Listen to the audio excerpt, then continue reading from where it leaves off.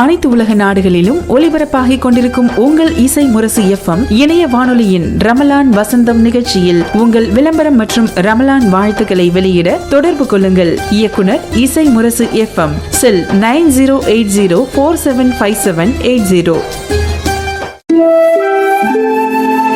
இணையதள தேரிலேறி உலகெல்லாம் வலம்பெறும் இசை முரசு வானொலி. இது இதயங்களை இணைக்கும் வானொலி.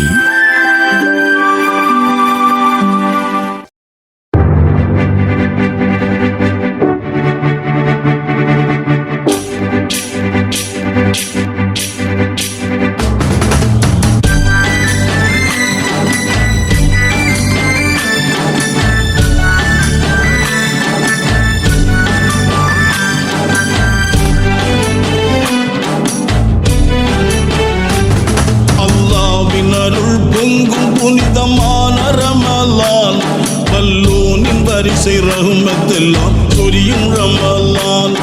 அல்லாஹ்வின் அருள் பொங்கும் புனிதமான ரமலான். வல்லோனின் வரிசை ரஹ்மத்தெல்லாம் சொரியும் ரமலான்.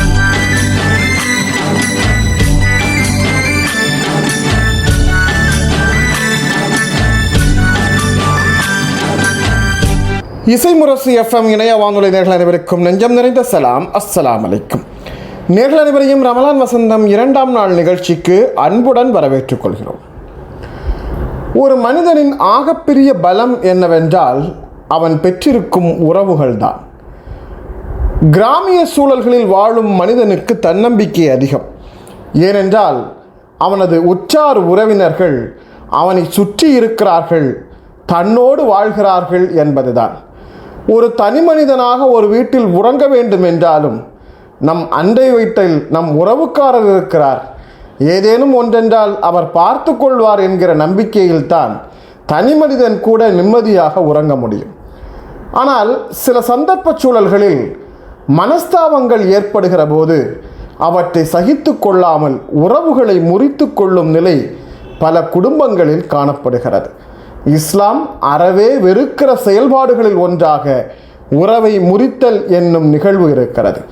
இதோ உறவை முறித்து வாழ்பவனின் நிலை குறித்து இன்றைய ரமலான் வசந்த நிகழ்ச்சியின் சிந்தனையை துவங்கி வைத்து தருகிறார் எழுத்தாளரும் சமூக வலைதளங்களில் தொடர்ந்து பல்வேறு சமூக விழிப்புணர்வு பதிவுகளையும் ஏற்படுத்தி வரக்கூடிய தக்கலை ஷாகுல் அமீத் அவர்கள்.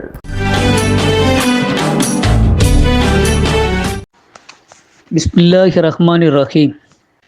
எல்லா புகழும் ஏகன் அல்லாஹ் ஒருவனுக்கே. இசைமுரசு எஃப்எம்மில் இந்த புண்ணியமிகு ரமலான் மாதத்தில் ஒலிபரப்பிக் கொண்டிருக்கும் ரமலான் வசந்தம் என்கிற தலைப்பில் பேச வந்துள்ளேன். இசைமுரசு எஃப்எம் அஸ்கர் அவர்களுக்கும் இசைமுரசு நேயர்களுக்கும் இந்த நிகழ்ச்சியை கேட்டுக்கொண்டிருக்கும் அனைவர் மீதும் ஏக இறைவனின் சாந்தியும் சமாதானமும் உண்டாவதாக.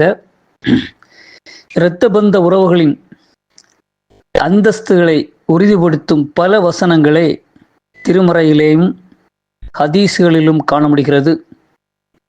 அவர்களுக்கு உபகாரம் செய்வதும் அவர்களின் உணர்வுகளுக்கு மதிப்பளித்து அவர்களுக்கான கடமைகளை நிறைவேற்ற வேண்டும் எனவும், அந்த கடமைகளில் குறைகளை ஏற்படுத்தி உறவினர்களுக்கு அநீதி இழைப்பதிலிருந்தும் தவிர்த்து கொள்ள வேண்டும் எனவும் திருமுறை வலியுறுத்தி எச்சரிக்கை செய்கிறது. உறவுகளை துண்டித்து வாழ்பவர்களின் இழிவுக்கும் அழிவுக்கும் சான்றாக பல ஹதீஸ்கள் இருந்த போதிலும் அதில் குறிப்பாக 2 ஹதீஸ்களை மட்டும் நான் இங்கு பதிவு செய்ய விரும்புகிறேன். நபிகள் நாயகம் ஸல்லல்லாஹு அலைஹி வஸல்லம் அவர்கள் கூறுகிறார்கள், ஒரு சபையிலே உறவுகளை முறித்து வாழ்பவன் இருந்தால் அந்த சபையில் அல்லாஹுவின் அருள் இறங்காது, அந்த இடத்தில் அவர்கள் கேட்கும் பிரார்த்தனையும் ஏற்றுக்கொள்ளப்பட மாட்டாது என்று நபிகள் நாயகம் ஸல்லல்லாஹு அலைஹி வஸல்லம் அவர்கள் கூறியதாக அபூ ஹுரைரா ரலியல்லாஹு அன்ஹு அவர்கள் அறிவிக்கக்கூடிய இந்த ஹதீஸ் பைஹக்கியில் பதிவு செய்யப்பட்டிருக்கிறது. யோசித்து பார்க்க வேண்டும். ஒரு குடும்ப உறவை முறித்து வாழ்பவன் ஒரு சபையில் இருந்தால் அந்த சபையில் அல்லாஹ்வின் அருள் கூட இறங்காது. அந்த சபையில் இருப்பவர்கள் கேட்கக்கூடிய பிரார்த்தனை கூட இறைவன் ஏற்றுக்கொள்ள மாட்டான் என்கிற ஒரு செய்தியை நாம் கேட்கும்போது அது எவ்வளவு ஒரு முக்கியமான ஒரு கௌரவமான விஷயம் என்பதை நாம் நினைத்து பார்க்க வேண்டும். அது மட்டுமல்ல, மனிதர்களின் அமல்கள் வியாழக்கிழமை மாலை, அதாவது வெள்ளிக்கிழமை இரவு அன்று இறைவனிடம் சமர்ப்பிக்கப்படுகின்றன. அப்போது அதில் உறவுகளை துண்டித்து வாழ்பவனின் அமல்கள் ஏற்றுக்கொள்ளப்படுவதில்லை என்று அபூ ஹுரைரா ரலியல்லாஹு அன்ஹு அவர்கள் அறிவிக்கக்கூடிய ஒரு ஹதீஸ் முஸன்னத் அஹ்மதில் பதிவு செய்யப்பட்டிருக்கிறது. அப்போ புரிந்து கொள்ளவும், நல்ல யோசித்து நாம் மிகவும் யோசிக்க வேண்டிய ஒரு முக்கியமான விஷயம் இது. காரணம், நம்முடைய அமல்கள் எடுத்து கூறப்படக்கூடிய அந்த நாளில் கூட உறவுகளை துண்டித்து வாழ்பவருடைய அந்த அமல்கள் இறைவனிடம் ஏற்றுக்கொள்வதில்லை என்கிற ஒரு ஹதீஸையும் நாம் நினைவில் கொள்ள வேண்டும். இன்னும் நபிகள் நாயகம் ஸல்லல்லாஹு அலைஹி வஸல்லம் அவர்களிடத்தில் ஒரு மனிதர் வருகிறார். அல்லாஹ்வின் தூதரே, எனக்கு சில உறவினர்கள் இருக்கிறார்கள், நான் அவர்களுடன் இணைந்திருக்கிறேன், அவர்களோடு அண்டி இருக்கிறேன், அவர்கள் என்னை துண்டித்து வாழ்கிறார்கள், நான் அவர்களுக்கு உபகாரம் செய்கிறேன், அவர்கள் எனக்கு தீங்கிழைக்கிறார்கள், அவர்களுடன் நான் நல்ல முறையில் பழகிக் கொள்கிறேன், ஆனால் அவர்களோ என்னை கேலி செய்கிறார்கள், ஒதுக்குகிறார்கள் என்று நபிகள் நாயகம் ஸல்லல்லாஹு அலைஹி வஸல்லம் அவர்களிடம் சென்று அந்த சஹாபி கூறும்போது அதுக்கு நபிகள் நாயகம் ஸல்லல்லாஹு அலைஹி வஸல்லம் அவர்கள் கூறினார்கள், நீ சொல்வது போலவே நீ நடந்து கொண்டிருந்தால் அவர்களை சுடும் சாம்பலை சாப்பிட வைத்தவனாய் நீர் அதே நிலையில் இருக்கும் காலமெல்லாம் அவர்களுக்கு எதிராக அல்லாஹ்வின் உதவி உனக்கு நீங்காது காத்திருக்கும் என்று சஹீஹுல் முஸ்லிமில் வரக்கூடிய ஒரு ஹதீஸ் நமக்கு சொல்கிறது. கவனித்து பார்க்க வேண்டும். உறவுகளை துண்டித்து வாழும் கல்லஞ்சக்காரர்களுடன் பொறுமையை மேற்கொண்டு இணக்கமாக இருப்பவர்களுக்கு அவர்களுக்கு எதிராக அல்லாஹ் உதவி செய்கிறான். அவர்களால் ஏற்படும் துன்பங்களை சகித்து கொள்ளும் ஆற்றலையும் வழங்குகிறான். அந்த மனிதநேயமிக்க உயர்வான ஒரு பண்புகளில் அவரை சிறப்படுத்துகிறான். நபிகள் நாயகம் ஸல்லல்லாஹு அலைஹி வஸல்லம் அவர்கள் பாவத்தில் மூழ்கிய அந்த வன்னஞ்சக்காரர்களை சுடும் சாம்பலை தின்பவர்களுடன் ஒப்பிட்டு கூறியது எவ்வளவு ஒரு அற்புதமான ஓமை என்பதை நாம் சிந்தித்து பார்க்க வேண்டும். அதுபோன்று நபிகள் நாயகம் ஸல்லல்லாஹு அலைஹி வஸல்லம் அவர்கள் ஒரு விஷயத்தை இன்னும் குறிப்பாக சொல்கிறார். அல்லாஹு அருளியதாக நபிகள் நாயகம் ஸல்லல்லாஹு அலைஹி வஸல்லம் அவர்கள் கூறுகிறார்கள், நானே ரஹ்மான், நான் ரஹீமை, இரத்த பந்தத்தை படைத்தேன், அதற்குரிய பெயரை எனது பெயரிலிருந்து எடுத்தேன், யார் அதை சேர்த்து கொள்கிறார்களோ நானும் அவர்களை சேர்த்து கொள்கிறேன், எவர் அதை துண்டிக்கிறாரோ அவரை நானும் துண்டித்து விடுகிறேன் என்று அபுதாவுதில் வரக்கூடிய ஒரு ஹதீஸ் நமக்கு தெளிவுபடுத்துகிறது. இதில் முஸ்லிமுக்கு ஒரு சான்று உள்ளது. இரத்த பந்தங்களுடன் இணைந்திருந்தால் அவரை அல்லாஹு தனது அருட்கொடையின் இன்பமான நிலையில் வீற்றிருக்கச் செய்கிறான். உறவை துண்டித்து வாழ்பவன் அம்மாபெரும் அருள்கொடையிலிருந்து தூக்கி எறியப்படும் துர்பாக்கியவனாக மாறுகிறான் என்பது இந்த ஹதீஸ்களிலிருந்து நாம் தெளிவுபடுத்துகிறோம். ஆகையால் அன்பார்ந்த கண்ணியத்துக்குரிய இஸ்லாமியர்களை, உறவுகளோடு உறவாடி அவர்கள் நம்மை வெறுத்தாலும் நாம் அவர்களோடு இறை கட்டளைக்கு இணங்கி அவர்களோடு இணைந்து வாழ்ந்து அல்லாஹ்வுடைய பொருத்தத்தை பெறுவானாக. வஆகிரு தஅவானா அல்ஹம்துலில்லாஹி ரப்பில் ஆலமீன். அஸ்ஸலாமு அலைக்கும் ரஹ்மத்துல்லாஹி வபரகாத்துஹு. ஆயிஷா, சென்னையில ஒரு ப்ராப்பர்ட்டி வாங்க போறேன். டாக்குமெண்ட்ஸ்லாம் கிளியரா இருக்கான்னு எப்படி கன்ஃபார்ம் பண்றதுனே தெரியல. அதுக்கு நீ லீகலைசி கன்சல்டன்சியை தான் அப்ரோச் பண்ணணும். புரோக்கர் சொல்றதெல்லாம் உண்மையா இருக்குமா? புரோக்கர் சொல்றதெல்லாம் எந்த அளவுக்கு உண்மையா இருக்கும்னு தெரியல. ஆனா லீகலைசில சொத்து ஆவணங்களை சரி பார்த்து தேவையான எல்லா பெர்மிஷன்ஸையும் வெரிஃபை செஞ்சுட்டு அதுல வில்லங்க இருக்கா இல்லையான்னு கரெக்டா கைட் பண்ணுவாங்க. நான் இப்போ வெளிநாட்டுல இருக்கேன். தமிழ்நாட்டு ப்ராப்பர்ட்டி விஷயங்களை ஹேண்டில் பண்ண முடியுமா? அதான் அவங்களோட ஸ்ட்ரென்த். NRIக்கு டெடிகேட்டட் சப்போர்ட், UAEல தனி ஆபீஸ் கூட இருக்கு. நீ கால் பண்ணலாம், அப்படி இல்லனா வாட்ஸ்அப்லயும் பேசலாம். அப்போ பையிங்கோ செல்லிங்கோ சேஃபா இருக்குமா?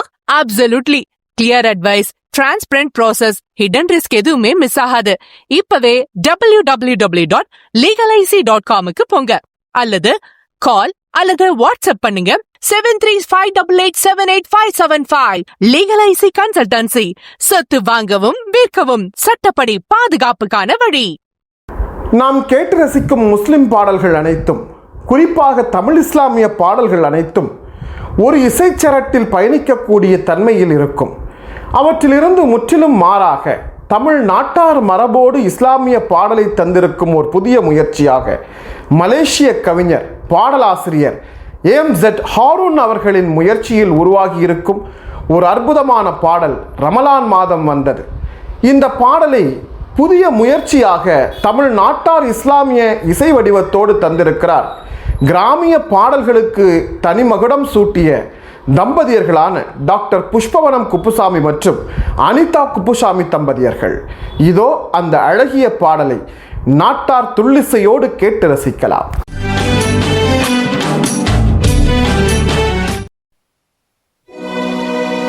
அருள் நிறைந்த தலைப்பிறையும் வானில் வந்தது, நம் அகத்திரையை அகற்றி வைக்கும் சேதி தந்தது, நம் அகத்திரையை அகற்றி வைக்கும் சேதி தந்தது.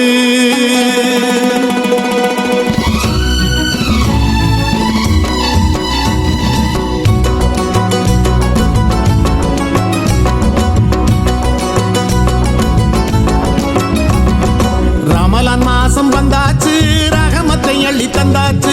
ரமலான் மாசம் வந்தாச்சு, ரஹமத்தை அள்ளி தந்தாச்சு.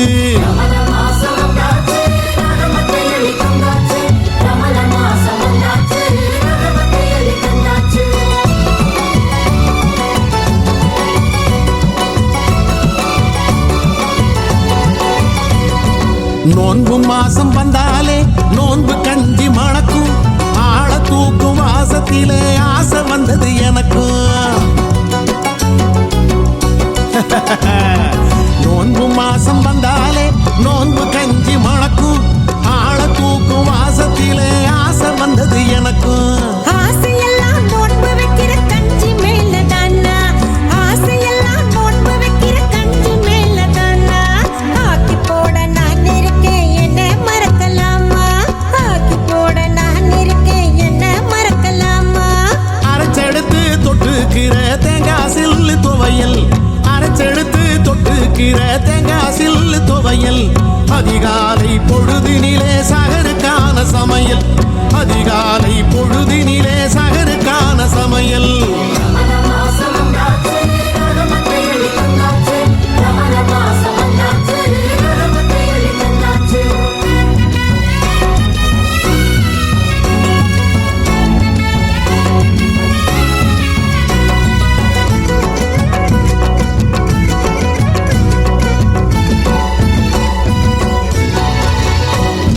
நோக்கம் என்ன மாமா, இந்த நோன்பு நமக்கு தானா?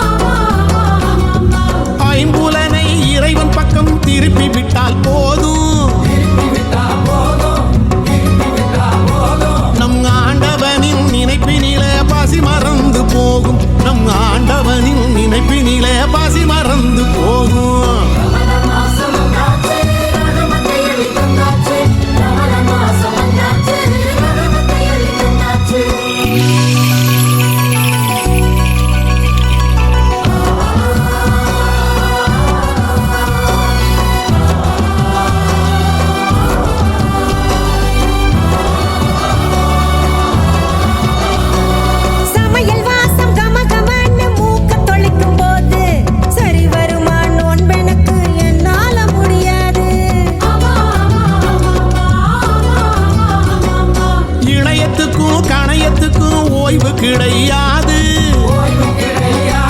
இறை நோன்பிருக்கும் பேர்களுக்கு நோய் நொடி கிடையாது. நோன்பு வைக்கும் ஆசை இப்போ எனக்கு வந்தது மாமா. மனசு மாறியாச்சா?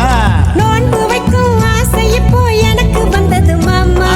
நோன்பு இருக்கிற எல்லாரையும் கூப்பிடலாமா? எல்லாரையும் கூப்பிடலாம். நோன்பு இருக்கிற எல்லாரையும் கூப்பிடுவோம் மாமா. நோன்பு வைக்கிறோம், நாம நோன்பு வைக்கிறோம். வாரி தரும் இறைவன் தந்த நோன்பு வைக்கிறோம்.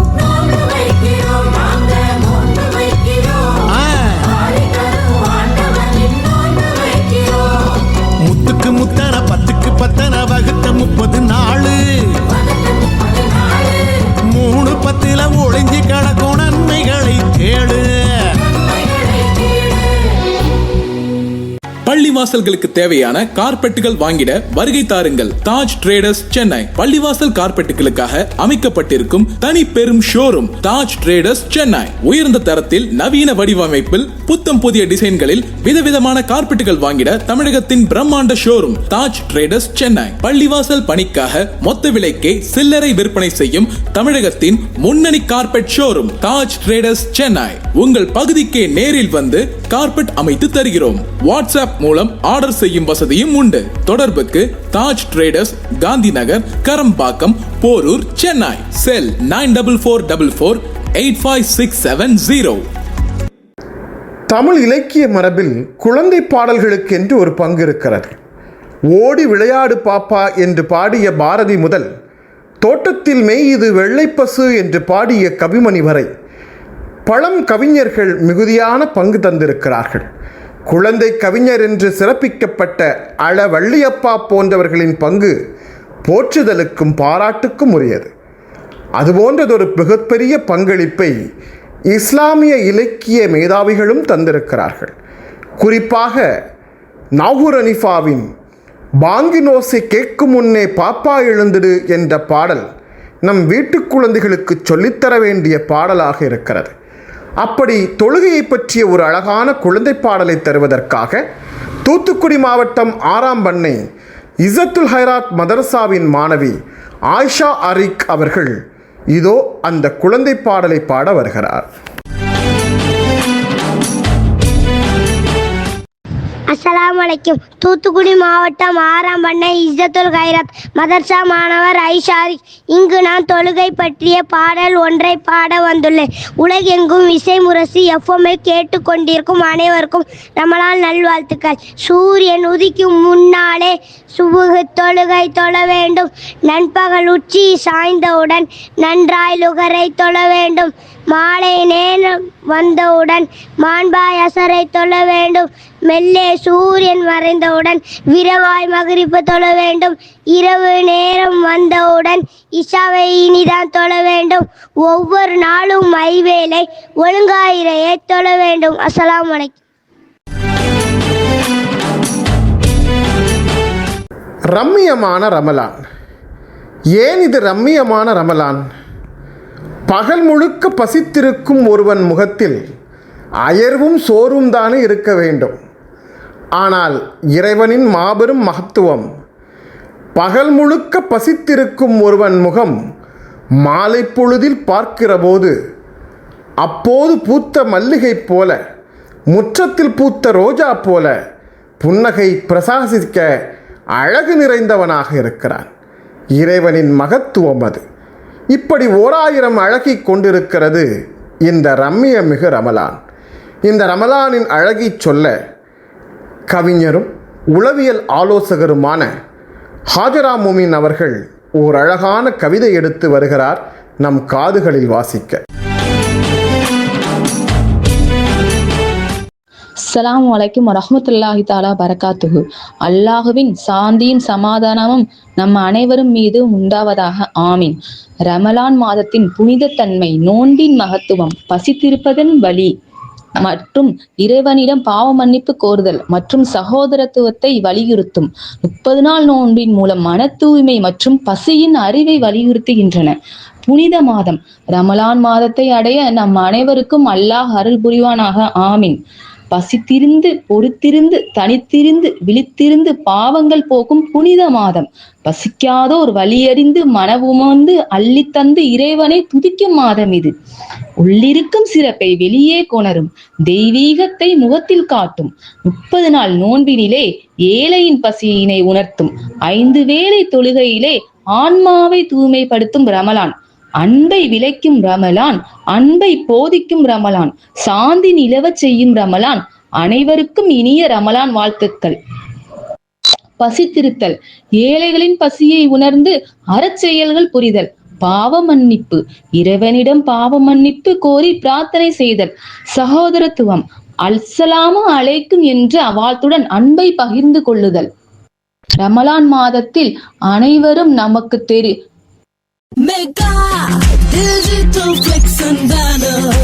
அரசியல், சினிமா, வர்த்தகம் எல்லாம் அழகாய் கொண்டு சேர்த்திட mega digital flex and banner. திருமண விளம்பரம், ஓடிங் போர்டுகள், உடனடி பேனர்கள் செய்திட mega digital flex and banner. Mega digital flex and banner, mount road, Adyar, Koyambedu மற்றும் திருவொற்றியூர். போன் 9440074666. உடல் நலத்தில் ஏதேனும் பாதிப்பு என்றால் காலதாமதமின்றி மருத்துவர்களை சந்தித்து விடுகிறோம். ஆனால் மனதில் ஏதோ சஞ்சலங்கள், ஏதோ கவலை, ஏதோ நெருடல் என்றால் அதை சாதாரணமாக கடந்து விடுகிறோம். உண்மையில் மன அமைதிதான் உடல் நலத்திற்கான அடிப்படை. இதோ மனமது அமைதியானால் 2ஆம் பகுதியை தருவதற்காக உளவியல் ஆலோசகர் அபுதாபியிலிருந்து திருமதி பானு அப்துல்லா அவர்கள்.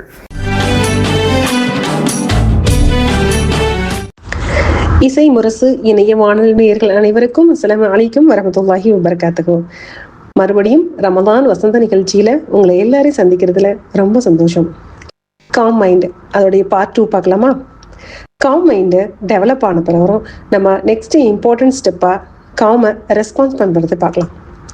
சிச்சுவேஷன் காமா எப்போதுமே மாறாது, அப்படித்தானே? நம்ம ரெஸ்பான்ஸ் தான் காமா ஆகணும். ஆங்கர், இரிட்டேஷன், சடனாக ஏற்படுற ஃபியராக இருக்கட்டும், இது எல்லாமே ஈவெண்ட்டுக்கு காரணம் இல்லை, நம்ம கொடுக்குற ஆட்டோமேட்டிக் ரியாக்ஷன் தான் காரணம். இப்போ யோசிச்சு பார்த்தீங்கன்னா கடைசியாக எப்போ நீங்கள் அன்னெசரியாக ரியாக்ட் பண்ணுவீங்க அப்படின்னு நினச்சி பார்த்தோம்னா உங்களுக்குள்ளேயே ஒரு கிளாரிட்டி கிடைக்கும். ரியாக்ஷன் வந்தோடனேயுமே நம்ம ஒரு பாஸ் எடுக்கிற பழக்கம் காமான மைண்டை ப்ரொடக்ட் பண்ணும். அடுத்த ப்ராக்டிஸ் பார்த்தோம்னா பாஸ் பண்ணி லேபிள் பண்ணி சூஸ் பண்ணுறது. நமக்கு ஒரு ரியாக்ஷன் வரும்போது ஜஸ்ட் ஒரு பாஸ் எடுத்துக்கணும், லைக் அப்படியே ஸ்டில் பண்ணி வச்சு பார்க்கணும். அப்போது அந்த எமோஷன்ஸ் நமக்கு என்ன ஏற்படுது அப்படிங்கிறது, இது ஒரு கோவமாக இருக்கா, பயமாக இருக்கா, இந்த மாதிரி அதுக்கு பேர் கொடுக்கணும். அதை சூஸ் பண்ணணும், அதுக்கு பேர் கொடுக்கணும். அப்போது அடுத்த சின்னதாக ஒரு கேள்வி, ரியாக்ட் ஆகலாமா, ரெஸ்பாண்ட் பண்ணலாமா அப்படின்ட்டு ஒரு 10 செகண்ட்ஸில் நம்ம ஒரு பாஸ் கொடுத்து நம்ம இந்த மாதிரி ஒவ்வொரு விஷயத்தையும் நம்ம ரெடி பண்ணும்போது நம்மளுடைய மைண்டு மெச்சூர்டாக பில்ட் பண்ண முடியும். ஸோ இன்னைக்கு உள்ளதை யோசிச்சு பார்க்கலாமா? இன்னைக்கு ஒரு சிச்சுவேஷனை நீங்கள் பாஸ் கொடுத்து இந்த ப்ராக்டிஸை பண்ணி பாருங்க. 3வது பார்த்தோம்னா எக்ஸ்பெக்டேஷன் மேனேஜ்மெண்ட். காமான மைண்டு டிஸ்டர்ப் பண்ணுற பிக்கெஸ்ட் ரீசன் என்னன்னு பார்த்தோம்னா அன்ரியலிஸ்டிக்கான எக்ஸ்பெக்டேஷன் தான். ஒரு சில விஷயங்கள் நம்ம எதிர்பார்க்கலாம், ஒரு வாழ்க்கைக்கு பொருந்தாத சில விஷயங்களை நம்ம எக்ஸ்பெக்ட் பண்ணும்போது அது கண்டிப்பாக அது நடக்காது. ஓகேவா? அதை நம்ம நம்பணும். ஃபார் எக்ஸாம்பிள், இவர் இப்படி தான் இருக்கணும், இவர் இப்படி நடந்துக்கவே கூடாது, இந்த மாதிரி நம்ம மைண்டை ஃபிக்ஸ் பண்ணி வச்சுக்கிட்டு நம்ம வச்சிருக்கும் போது என்ன ஆகும்னு கேட்டால் டென்ஷன் ஆட்டோமேட்டிக்காக ஏற்படும். ஏன்னா அது நடக்காது, அது நம்ம கண்ட்ரோலில் இல்லை இல்லையா? ஸோ இப்போ நம்ம என்ன செய்யலாம் அப்படின்னா, மனசில் நம்ம இந்த மாதிரி சமயங்களில் காமா ஃபிக்ஸ் பண்ண வேண்டியது, I can control people, I can control my response.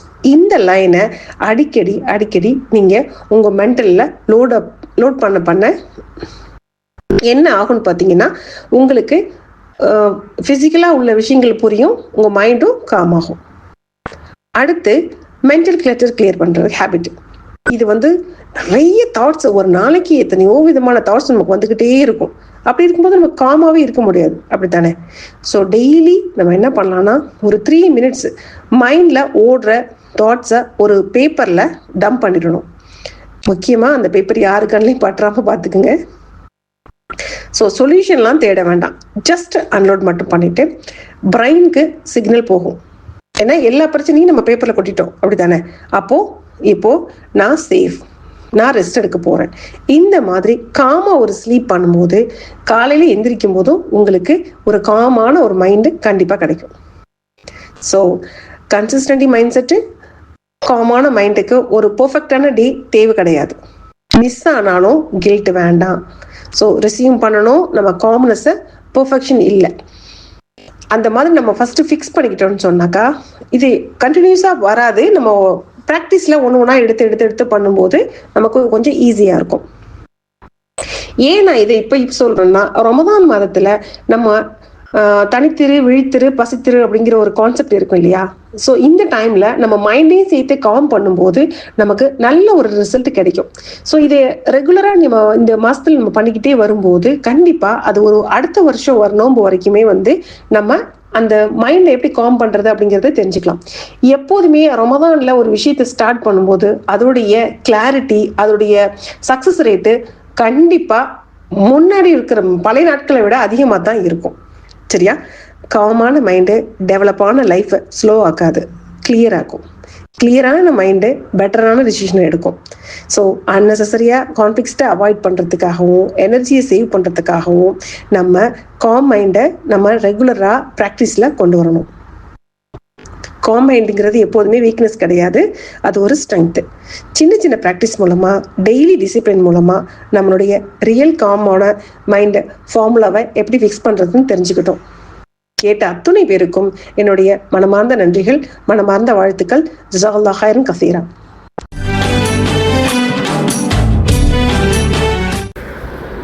இஸ்லாமிய வரலாற்றில் இஸ்லாத்தை பாதுகாத்ததில் சஹாபாக்களுக்கு இருக்கும் பங்களிப்பை போன்று சஹாபா பெண்மணிகளுக்கும் ஒரு மிகுதியான பங்களிப்பு இருந்தது.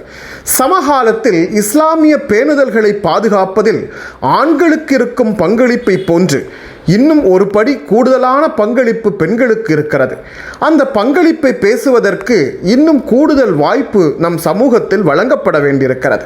இதோ சஹாபா பெண்கள் துவங்கி சமகால பெண்கள் வரை என்னும் தலைப்பில் உரை தருவதற்காக அம்மாப்பட்டினம் அன்னை ஹதீஜா அகாடமியின் கீழ் இயங்கும் Darussalam Islamic school of studies நிறுவனத்தில் ஆசிரியராக செயல்பட்டு வரும் ஹிபா அவர்கள் நம்மோடு உரையாற்ற வருகிறார். அஸ்ஸலாமு அலைக்கும் வரஹ்மத்துல்லாஹி வபரகாத்துஹு. ரப்பி ஷ்ரஹ் லி ஸத்ரி வயஸ்ஸிர் லி அம்ரி வஹ்லுல் உக்தத மின் லிசானி யஃப்கஹு கௌலி. ரப்பி ஸித்னி இல்மா ரப்பி ஹப் லி ஹுக்மா. அல்லாஹும்ம லா ஸஹ்லா இல்லா மா ஜஅல்தஹு ஸஹ்லா வ அன்த தஜஅலுல் ஹஸ்ன இதா ஷிஅத ஸஹ்லா. அம்மாப்பட்டினம் அன்னை ஹதீஜா அகாடமியின் கீழ் இயங்கக்கூடிய தாருஸ்ஸலாம் ஸ்கூல் ஆஃப் இஸ்லாமிக் ஸ்டடீஸில் ஆசிரியராக பணிபுரிகிறேன். நான் ஹிபா BA B.Ed.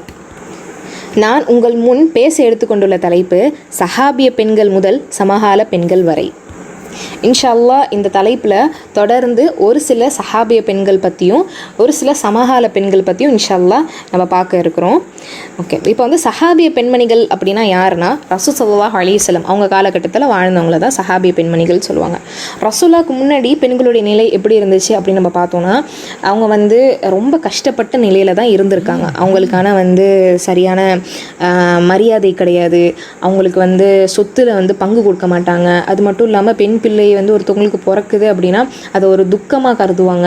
அவங்க என்ன செய்வாங்கன்னா அந்த பெண் பிள்ளைகளை கொலை செஞ்சிருவாங்க. அதுலேயுமே தப்பி போகிற 1-2 பிள்ளைங்க என்ன செய்வாங்க, சமுதாயத்தில் ஒதுக்கப்பட்ட மாதிரி தான் வாழ்ந்துட்டு இருந்திருக்காங்க. அவங்களுக்கு கல்வி கிடையாது, அவங்களுக்கு சொத்தில் பங்கு கிடையாது. இப்படி நிறைய கஷ்டங்களை அவங்க ஃபேஸ் பண்ணியிருக்காங்க அந்த பெண்மணிகள்லாம்.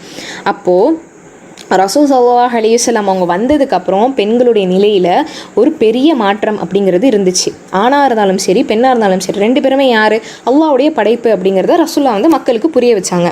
அது மட்டும் இல்லாமல் பெண்களும் அவங்களுக்கு சொத்துரிமை இருக்குது அப்படிங்கிறத சொல்லி மக்களுக்கு புரிய வச்சாங்க. பெண்களுக்கு சொத்துமே என்ன செஞ்சாங்க, கொடுக்குறதுக்கு ரசூல் ஸல்லல்லாஹு அலைஹி வஸல்லம் அங்கே இருக்கக்கூடிய மக்களை வலியுறுத்தினாங்க. அது மட்டும் இல்லாமல் பெண்கள் கல்வியும் கற்றுக்கணும் கல்வியிலும் அவங்க வந்து முக்கியமான ஒரு இடத்துல இருக்கணும் அப்படிங்கிறத சொன்னாங்க.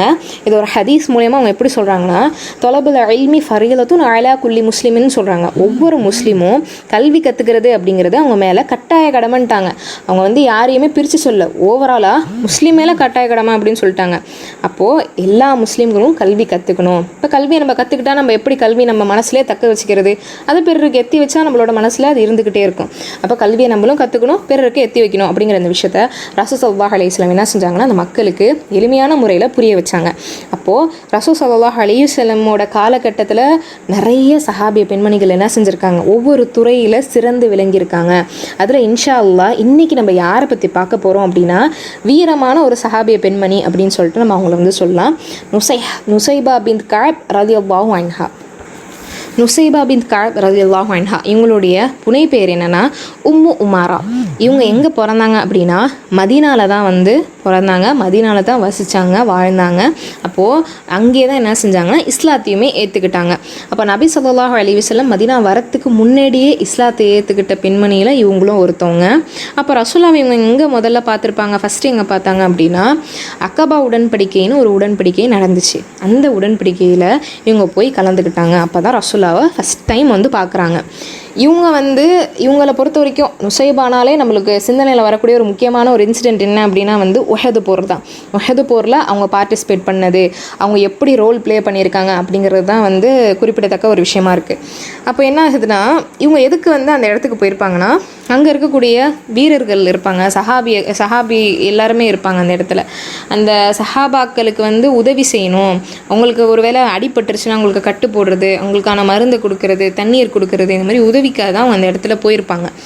இப்போ உஹது போரில் என்ன ஆச்சு அப்படின்னா வந்து பாதி வீரர்கள் புறமுதுகு காட்டி ஓட ஆரம்பிச்சிட்டாங்க.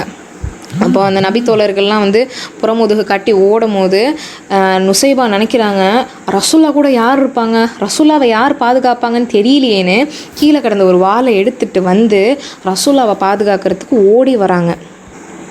அப்போ ரசூல்லா பார்த்து என்ன செய்கிறாங்க அப்படின்னா, ஒரு கேடயம், அது வந்து ஒரு சஹாபி என்ன செய்வாங்கன்னா வந்து புறமுதுகு கட்டி போகக்குள்ள அவங்களோட கேடயத்தை வாங்கி இவங்க கையில் கொடுத்து பாதுகாக்கிறதுக்காக வந்து கொடுப்பாங்க ரசூல் ஸல்லல்லாஹு அலைஹி வஸல்லம். இப்போ நுசைபா என்ன செய்வாங்க, இந்த கேடயத்தையும் வாளையும் வச்சு ரசூலாவை பாதுகாக்கிறதுக்கு அந்த இடத்துல இருந்தாங்க. அப்போ என்ன ஆகுதுன்னா, அவங்களோட மகன் அப்துல்லாவுக்கு ஒரு நல்ல காயம் ஏற்பட்டுருது. அவங்க வந்து கீழே அப்படியே விழுந்துடுறாங்க காயத்தில். அப்போது அந்த மகனுக்கு என்ன செய்கிறாங்க, கட்டு போட்டு விடுறாங்க நுசைபா ரலியல்லாஹு அன்ஹா.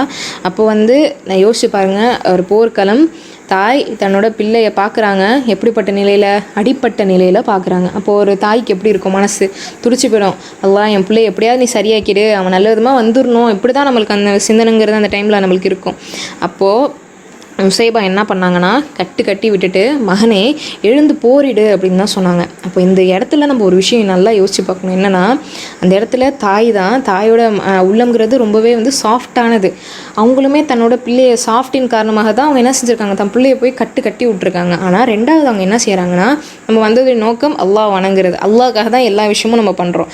அப்போது போரில் நீ அடி வாங்கிட்ட, திருப்பி போர் பண்ணு, அல்லாஹ்க்காக தான் நீ போகிற அப்படிங்கிற ஒரு விஷயத்த புரிய வைக்க விதமாக என்ன செஞ்சுருக்காங்க நுசைபா, தன்னோட மகனை போ அப்படிங்கிறத சொல்கிறாங்க. அப்போது இன்ஷா அல்லாஹ் நம்ம வந்து நம்மளோட பிள்ளைகளை வந்து என்ன செஞ்சாலுமே நல்ல காரியத்தில் நிறைய அடி நம்மளுக்கு விழதான் செய்யும். அப்போது அல்லாஹ்க்காக நம்ம நல்ல செயல்களை செய்கிறதுக்கு நம்மளும் சரி, நம்மளோட பிள்ளைங்களையும் சரி இன்ஷா அல்லாஹ் நம்ம வந்து மோட்டிவேட் பண்ணணும், போய் பண்ணணும், அல்லாஹ்க்காக நம்ம செய்யணும் அப்படிங்கிற மாதிரி நம்ம போகணும். அப்போ அல்லாஹ் வந்து அதுக்கு கொடுக்கக்கூடிய அந்த ரிவார்டு அப்படிங்கிறது வந்து ரொம்ப பெருசாக இருக்கும். நம்ம வந்து இன்ஷா அல்லாஹ் சொர்க்கத்தில் பார்க்கும்போது நம்ம ஆச்சரியப்படக்கூடிய அளவுக்கு இருக்கும் இன்ஷா அல்லாஹ்.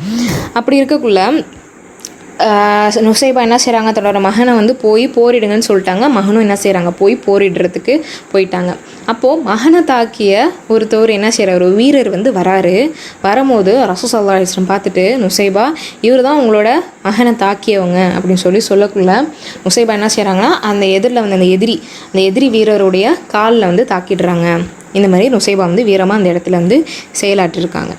இப்போ வந்து போருடைய முடிவில் நுசைபாவோட உடலில் வந்து எவ்வளோ வந்து காயம் ஏற்பட்டிருக்குன்னு பார்த்திங்கன்னா வந்து 13க்கும் மேற்பட்ட காயம் வந்து ஏற்பட்டிருக்கும். அதில் வந்து குறிப்பாக அவங்களுக்கு கையில் வந்து ஒரு நல்ல பலமான காயம் ஏற்பட்டிருக்கும். அந்த காயம் வந்து சரியாக பல நாட்கள் ஆச்சு அப்படின்னு சொல்லிட்டு பார்க்க முடியுது. அப்போ அவ்வளோ கஷ்டத்தை என்ன செஞ்சுருக்காங்கன்னா ஃபேஸ் பண்ணாங்களே, அதுக்கான ஒரு ரிசல்ட் இருக்கும் தானே சொன்னேன். ஒரு கஷ்டம் அல்லாஹ்க்காக நம்ம ஃபேஸ் பண்ணுறோம், அதுக்கான ரிசல்ட் கண்டிப்பாக இருந்து தானே ஆகணும்.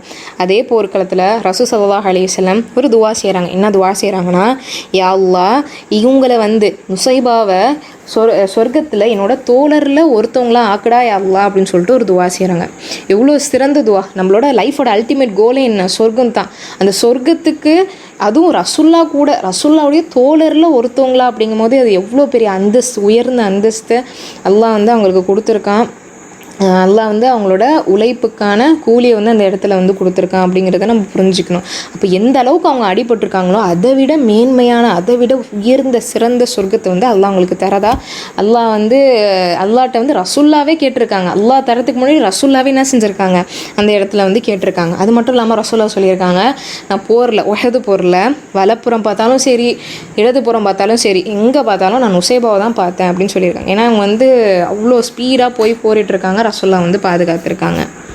அது மட்டும் இல்லாமல் நுசைபா ரலியல்லாஹு அன்ஹா வந்து மக்கா வந்து வெற்றி பெறக்கூடிய அந்த காலகட்டத்தில் அந்த இடத்துல வந்து இருந்திருக்காங்க. அது மட்டும் இல்லாமல் ஹுனைன் போரில் கலந்துருக்காங்க, ஹுதைபியா உடன்படிக்கையிலையும் கலந்துருக்காங்க. அப்போது வீரமான பெண்மணினா நம்மளுக்கு யார் ஞாபகம் வருவாங்க? நுசைபா பின் கஅப் ரலியல்லாஹு அன்ஹா தான் ஞாபகத்துக்கு இன்ஷா அல்லாஹ் நமக்கு வரணும். அல்லாஹ் வந்து அவங்கள மாதிரியான ஒரு உறுதியை கொடுக்கணும் நம்ம மனசுக்கு. நம்ம வந்து தளர்ந்து போனாலுமே அல்லாஹ் நம்மளுக்கு உறுதியை கொடுக்கணும். அதே மாதிரி வந்து அவங்களுக்கு அல்லாஹ் ஒரு சிறந்த அந்தஸ்து இன்ஷா அல்லாஹ் கொடுக்க இருக்கான் சொர்க்கத்தில். அல்லாஹ் நமக்கும் வந்து அந்த மாதிரி ஒரு சிறந்த அந்தஸ்து தரணும்னு சொல்லி பிரார்த்தித்தவளாக முடித்துக்கொள்கிறேன். அஸ்ஸலாமு அலைக்கும் வரஹ்மத்துல்லாஹி வபரகாத்துஹு. உலகில் நீங்கள் எந்த நாட்டில் வாழ்ந்தாலும் உங்களுக்கு வேண்டிய இஸ்லாமிய நூல்களை உங்கள் வீட்டு வாசலுக்கே வரவழைத்துக் கொள்ள உதவுகிறது சென்னை ரஹ்மத் பதிப்பகம். இஸ்லாத்தின் மூலாதார நூல்களை அரபு மொழியிலிருந்து தமிழாக்கம் செய்து வழங்கும் தொண்டினை 1993 ஆண்டிலிருந்து ஆற்றி வரும் சென்னை ரஹ்மத் பதிப்பகத்தின் பெருமைக்குரிய வெளியீடுகள் குர்ஆன், தப்சீர், இப்னு கசீர், ஹதீஸ் தொகுப்புகளான புகாரி, முஸ்லிம், திர்மிதி, நசாயி, அபூதாவுது, இப்னு மஜா ஆகிய அனைத்தையும் வாட்ஸ்அப் மூலமே தொடர்பு கொண்டு வரவழைத்துக் கொள்ளலாம். தொடர்பு கொள்வதற்கான இலக்கத்தை தருகின்றோம், குறித்துக் கொள்ளுங்கள். +9194402500. அனைத்து இஸ்லாமிய நூல்களும் கிடைக்கும் அற்புத களஞ்சியம் சென்னை ரஹ்மத் பதிப்பகம்.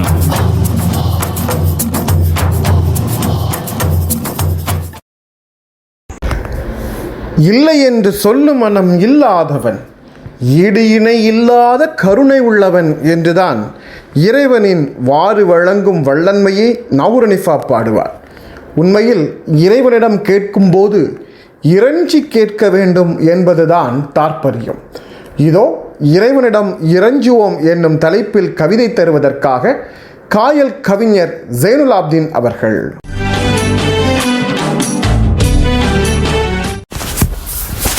அஸ்ஸலாமு அலைக்கும் வரஹ்மத்துல்லாஹி வபரகாத்துஹு.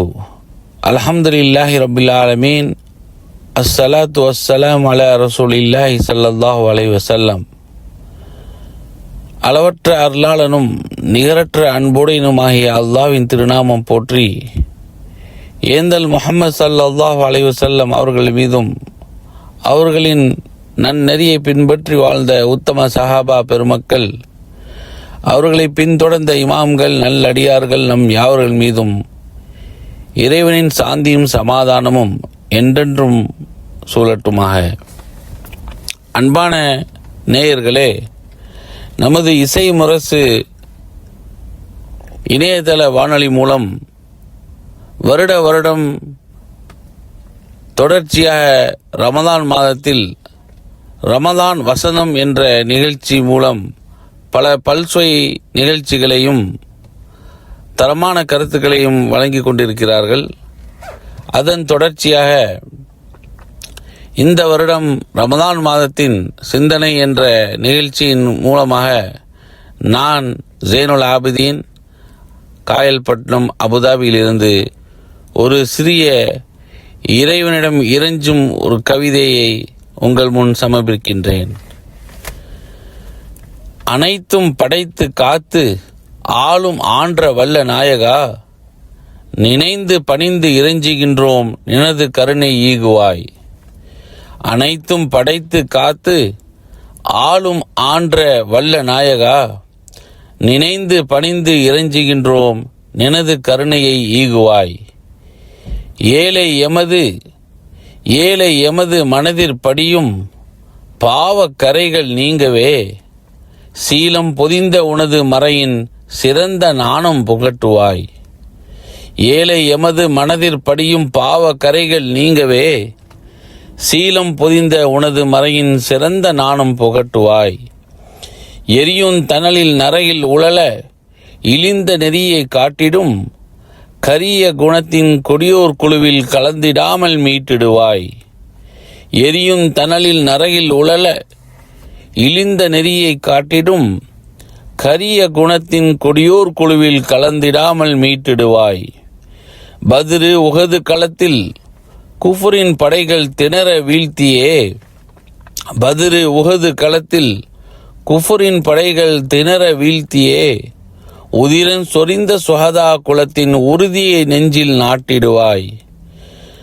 பத்ரு உஹது களத்தில் குஃபரின் படைகள் திணற வீழ்த்தியே, உதிரன் சொரிந்த சுஹதா குலத்தின் உறுதியை நெஞ்சில் நாட்டிடுவாய்.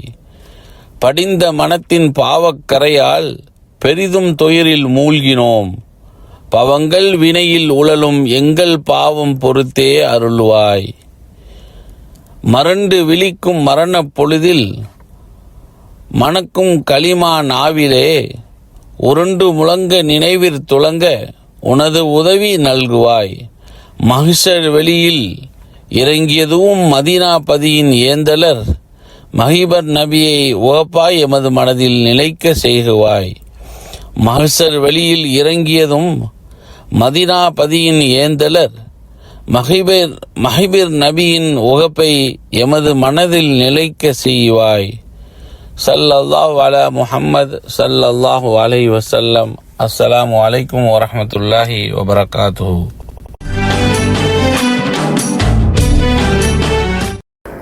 தமிழ் இஸ்லாமிய பாடலுக்கு என்று ஒரு தனித்துவம் இருப்பதைப் போல மலையாள மாப்பிளா மற்றும் மலையாள இஸ்லாமிய பாடலுக்கு ஒரு தனித்துவம் இருக்கிறது.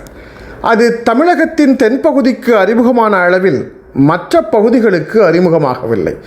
இதோ கன்னியாகுமரி மாவட்டம் திருவிதாங்கோடு பகுதியில் இயங்கி வரும் இஸ்லாமிய மாதிரி பள்ளியின் மாணவர் இஸ்ஸத்துல்லா வழங்கும் ஓர் அழகான மலையாள பாடல்.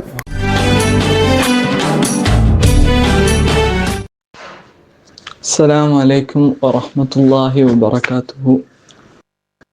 I am S. Abdullah from Islamic Model Metric Higher Secondary School, Thiruvidangode, studying in 10th standard. കണ്ണീരിൽ മുങ്ങി ഞാൻ കൈകൾ നീട്ടുന്നു പെരിയോനേ,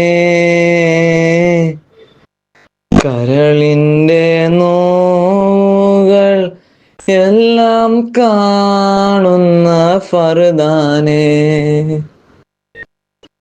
ദണ്ണങ്ങൾ തീർത്ത് സലാമത്തേകണേ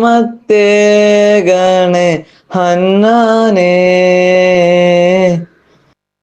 ദുഃഖത്തിൻ മാറല മാറ്റിടേണേ നീ സുബ്ഹാനേ. കണ്ണീരിൽ മുങ്ങി ഞാൻ കൈകൾ നീട്ടുന്നു പെരിയോനേ, കരളിൻ്റെ നോവുകൾ എല്ലാം കാണുന്ന ഫർദാനേ, മാനസം തേങ്ങും റുക്കൂയിലും പിന്നെ സുജൂദിലും, മന്നാനെ കണ്ണീരാണെൻ്റെ നിസ്കാരപ്പായലും,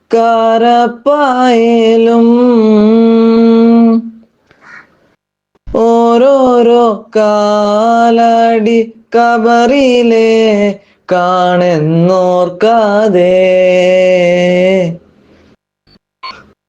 ഓടിത്തളർന്നു ഞാൻ തെറ്റിൻ പാതയിൽ വല്ലാതെ കണ്ണീരിൽ മുങ്ങി ഞാൻ കൈകൾ നീട്ടുന്നു പെരിയോനേ. കരളിന്റെ നോകൾ എല്ലാം കാണുന്ന ഫർദാനേ. ഞാനെന്ന ഭാവത്താൽ കൽബിൽ കേറി ഇബ്ലീസ്.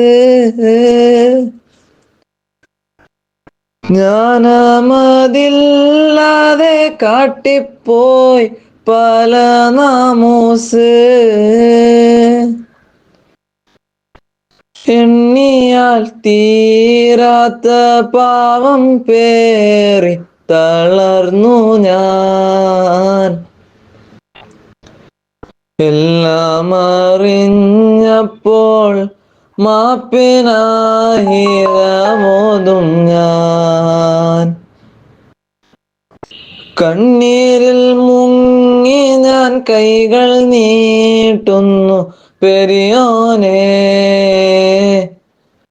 കരളിന്റെ നോകൾ എല്ലാം കാണുന്ന ഫർദാനേ.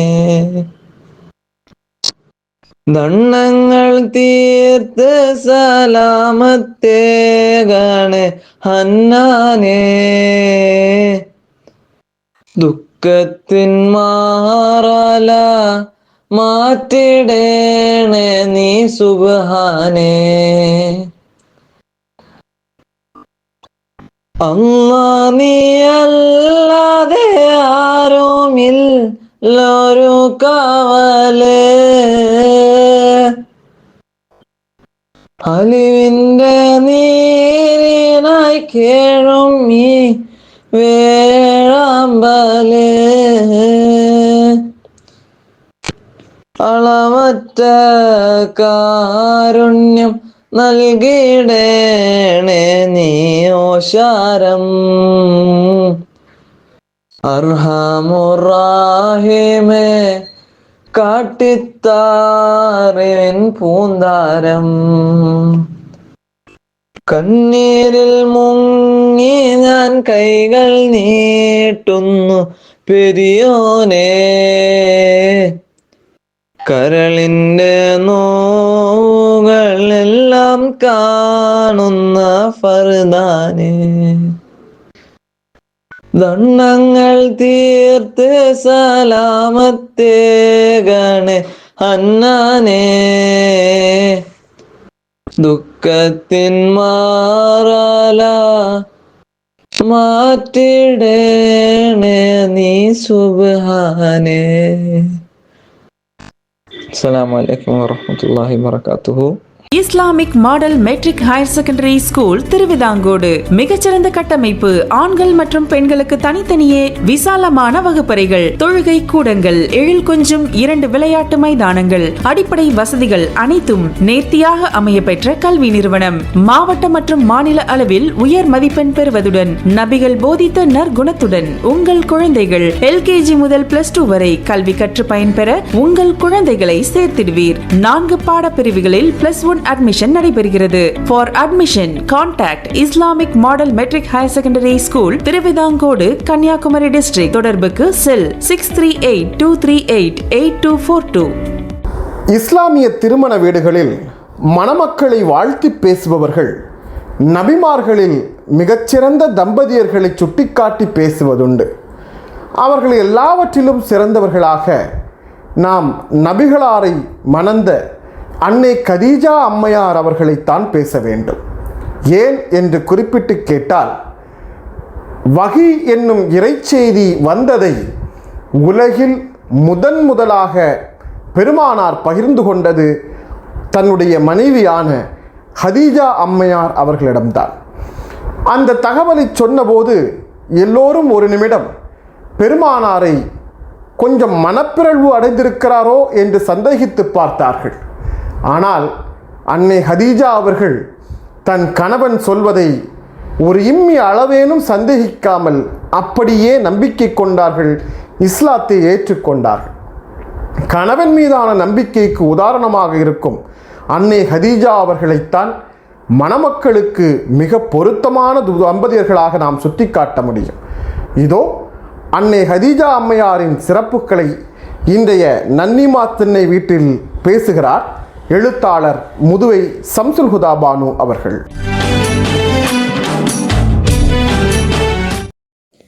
இசை முரசு எஃப்எம் இணைய வானொலி அன்பு நேயர்கள் அனைவருக்கும் அஸ்ஸலாமு அலைக்கும் வரஹ்மத்துல்லாஹி வபரகாத்துஹு. அடியன் தங்க பிள்ளை, அஸ்ஸலாமு அலைக்கும் சாலியம்மா, என்ன நல்லா இருக்கியா? அடி காதில் கேட்காம போகிறவா சாலியம்மா, உன்னோட சலுவா நம்பி கூப்பிடுறேன். சலுவா நன்னி தாண்டியே திண்ணை வச்சு கட்டுன வீடுங்கிறதுனால திண்ணையில் உட்காந்து ஊர் மக்களை பார்க்க முடியுது. இப்போ கட்டுற கல் வீடு காரை வீடுலாம் திண்ணை இல்லாமல் கட்டுதுங்க. என்ன நன்னிம்மா கூப்பிட்டீங்க? எனக்கு கூறியபடி சாலியாக வரவும், அடி கொஞ்சம் நன்னிக்கிட்ட குத்த வை. என் பேரன் சவுதி சவுர் வந்திருக்காராம்ல, இந்த நன்னிக்கு ஒரு கோடாளி சாப்பு தைலம் என் பேரங்கிட்ட போன சவரே சொல்லி வச்சுருந்தேன். காலு நன்னியை பாடா படுத்துது சாலியம்மா. எனக்கு கூறிய நன்னியம்மாவிடம், உங்கள் பேரன் கொடுத்துருக்காக, நான் எடுத்துக்கொண்டாந்து தாரேன். நன்னிம்மா அவங்களுக்கு உடம்பு முடியாமல் வந்திருக்காக, இனி ஊரோட தளத்தோட பொழப்ப பார்க்கணும்னு பார்க்கோம்.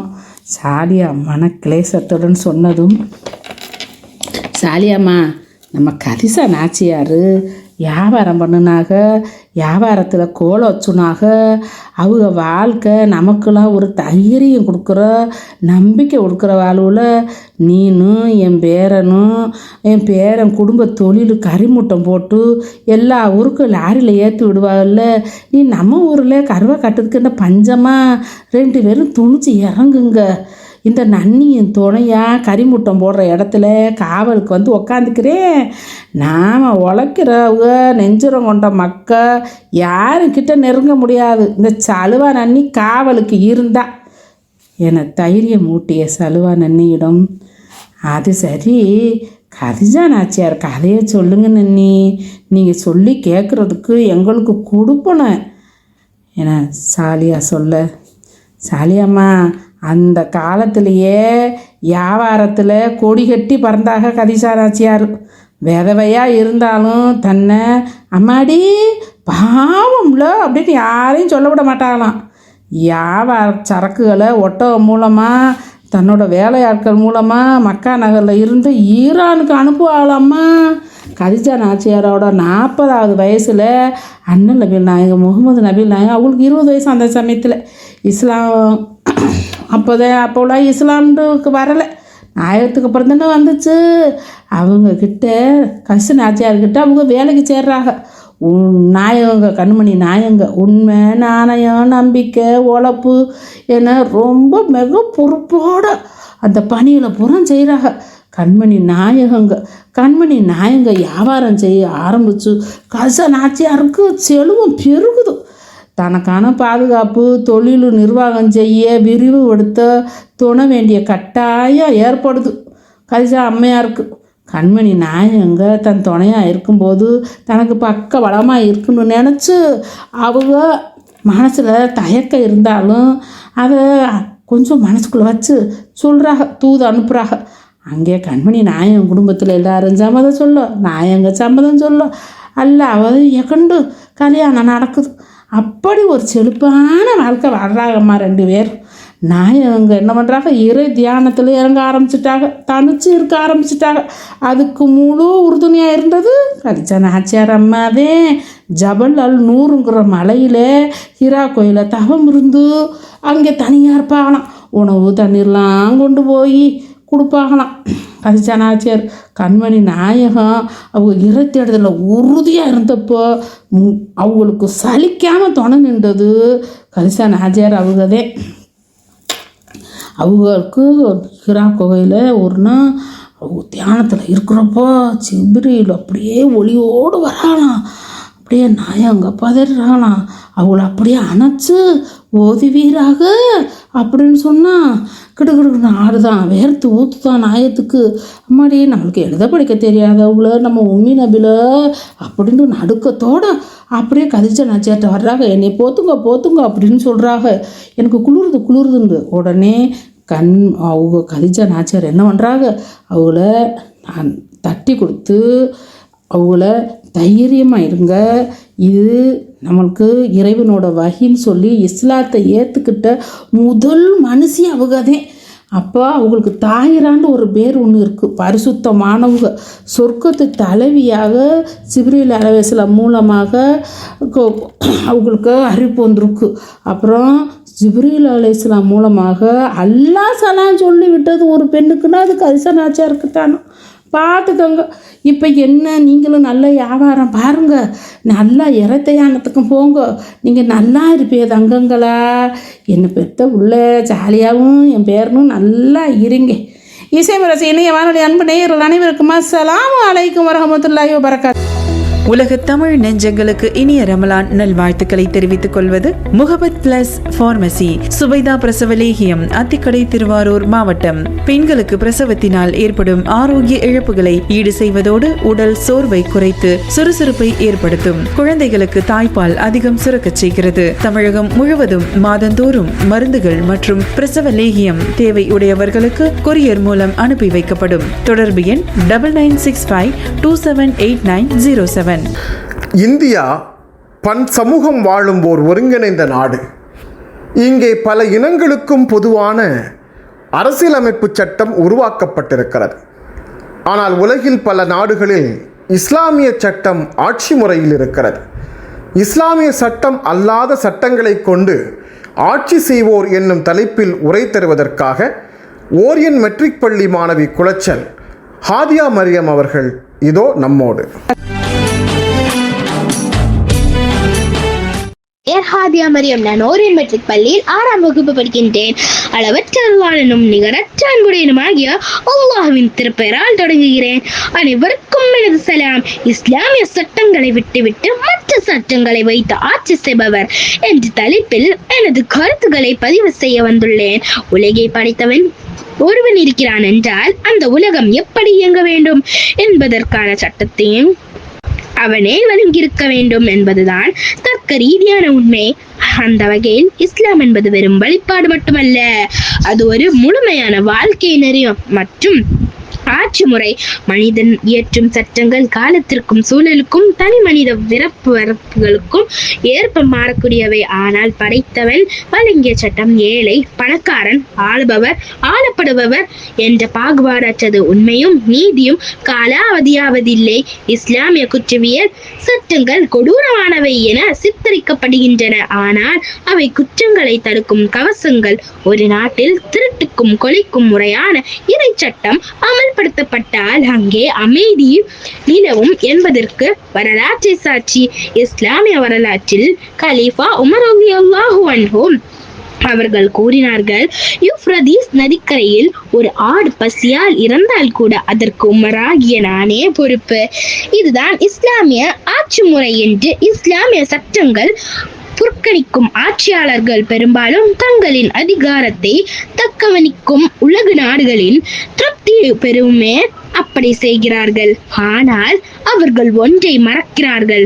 மறுமையில் இறைவனின் முன்னால் அவர்கள் ஒவ்வொரு குடிமக்கனுக்காகவும் பதில் சொல்லியே ஆக வேண்டும். இறைவன் சட்டத்தை விட அழகான தீர்ப்பு வழங்குபவன் யார் என்கிறது குர்ஆன். இஸ்லாமிய சட்டங்களை விட்டுவிட்டு மற்ற சட்டங்களை நடுவது என்பது சூரியனை விட்டுவிட்டு மெழுகுவர்த்தி வெளிச்சத்தில் வழி தேடுவதற்கு ஒப்பானது. ஒரு ஆட்சியாளர் இறை சட்டத்தை பின்பற்றுவது அவர் செய்யும் உபகாரம் அல்ல, அது அவர் மீது சுமத்தப்படும் கடமை. அந்த கடமையில் இருந்து தவறுபவர்கள் இவ்வுலகில் குழப்பத்தையும் மறுமையில் நஷ்டத்தையும் அடைவார்கள் என்று கூறி விடைபெறுகிறேன். 1000 உண்டிங்கு ஜாதி எனினும் அந்நியர் வந்து புகழென்ன நீதி என்று பாரதி வேற்றுமையில் ஒற்றுமை பாடினான். உண்மையில் இந்து இஸ்லாமிய மதங்களுக்கு இடையே துவேஷத்தை உருவாக்கும் முயற்சிகள் பல இடங்களில் மேற்கொள்ளப்பட்டாலும் வேற்றுமையில் ஒற்றுமை காணும் இந்தியா என்னும் சமத்துவ தத்துவம்தான் இன்னும் இந்தியாவை அமைதி பூங்காவாக வைத்திருக்கிறது. அதற்கு மனிதத்தன்மையோடு நிகழும் பல்வேறு சான்றுகள் ஆங்காங்கே அரங்கேறியும் வருகிறது.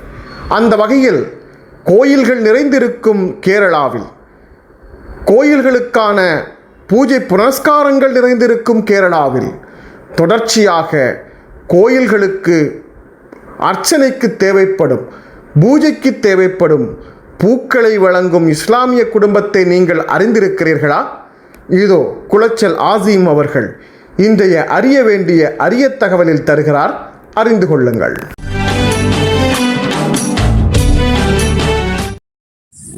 அஸ்ஸலாமு அலைக்கும். இசை முரசு எஃப்எம் ரமலான் வசந்தம் நிகழ்ச்சியில் அறிய வேண்டிய அரிய தகவல்கள் பகுதியில் நாம் இன்று பார்க்க இருப்பது, கேரளாவில் கோவில்களுக்கு பூஜை செய்ய பூ உற்பத்தி செய்யும் முஸ்லிம் குடும்பங்கள். கோவில்களுக்கு பூஜை செய்ய கேரளாவில் பெரும்பாலான பல கோவில்களிலும் இந்துக்கள் அல்லாதவர்கள் இங்கே நுழைவதற்கு அனுமதி இல்லை என்று போர்டு வைப்பதை நாம் கண்டுள்ளோம். அந்த வகையில் இந்த கேரளா மாநிலத்தில் பிரபலமான பல கோவில்களுக்கு முஸ்லிம்கள் உட்பட பிற மதத்தவர் உள்ளே நுழைவதில்லை.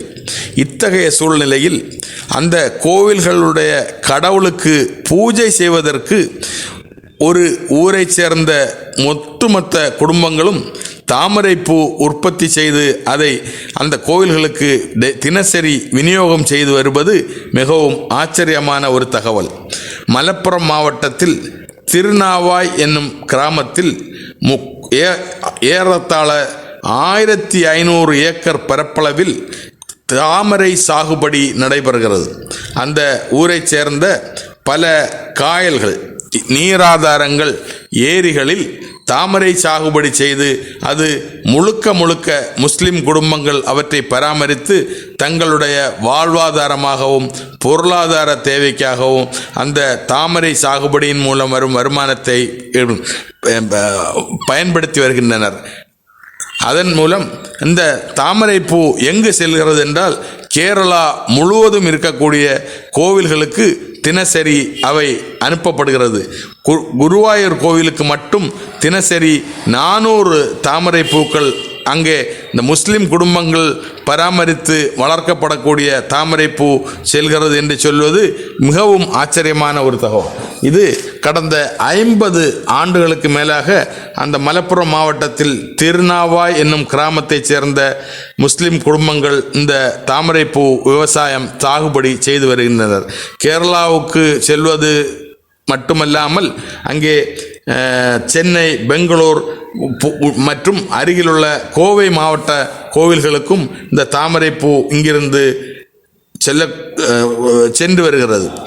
கடந்த 25 ஆண்டுகளுக்கு மேலாக கோவில்களுக்காக இவர்கள் எந்த விலை கூடினாலும் தாமரைப்பூ ஒன்றுக்கு 2 முதல் 5 ரூபாய் மட்டுமே விலை நிர்ணயம் செய்து அவற்றை கோவில்களுக்கு விற்பனை செய்து வருகின்றனர்.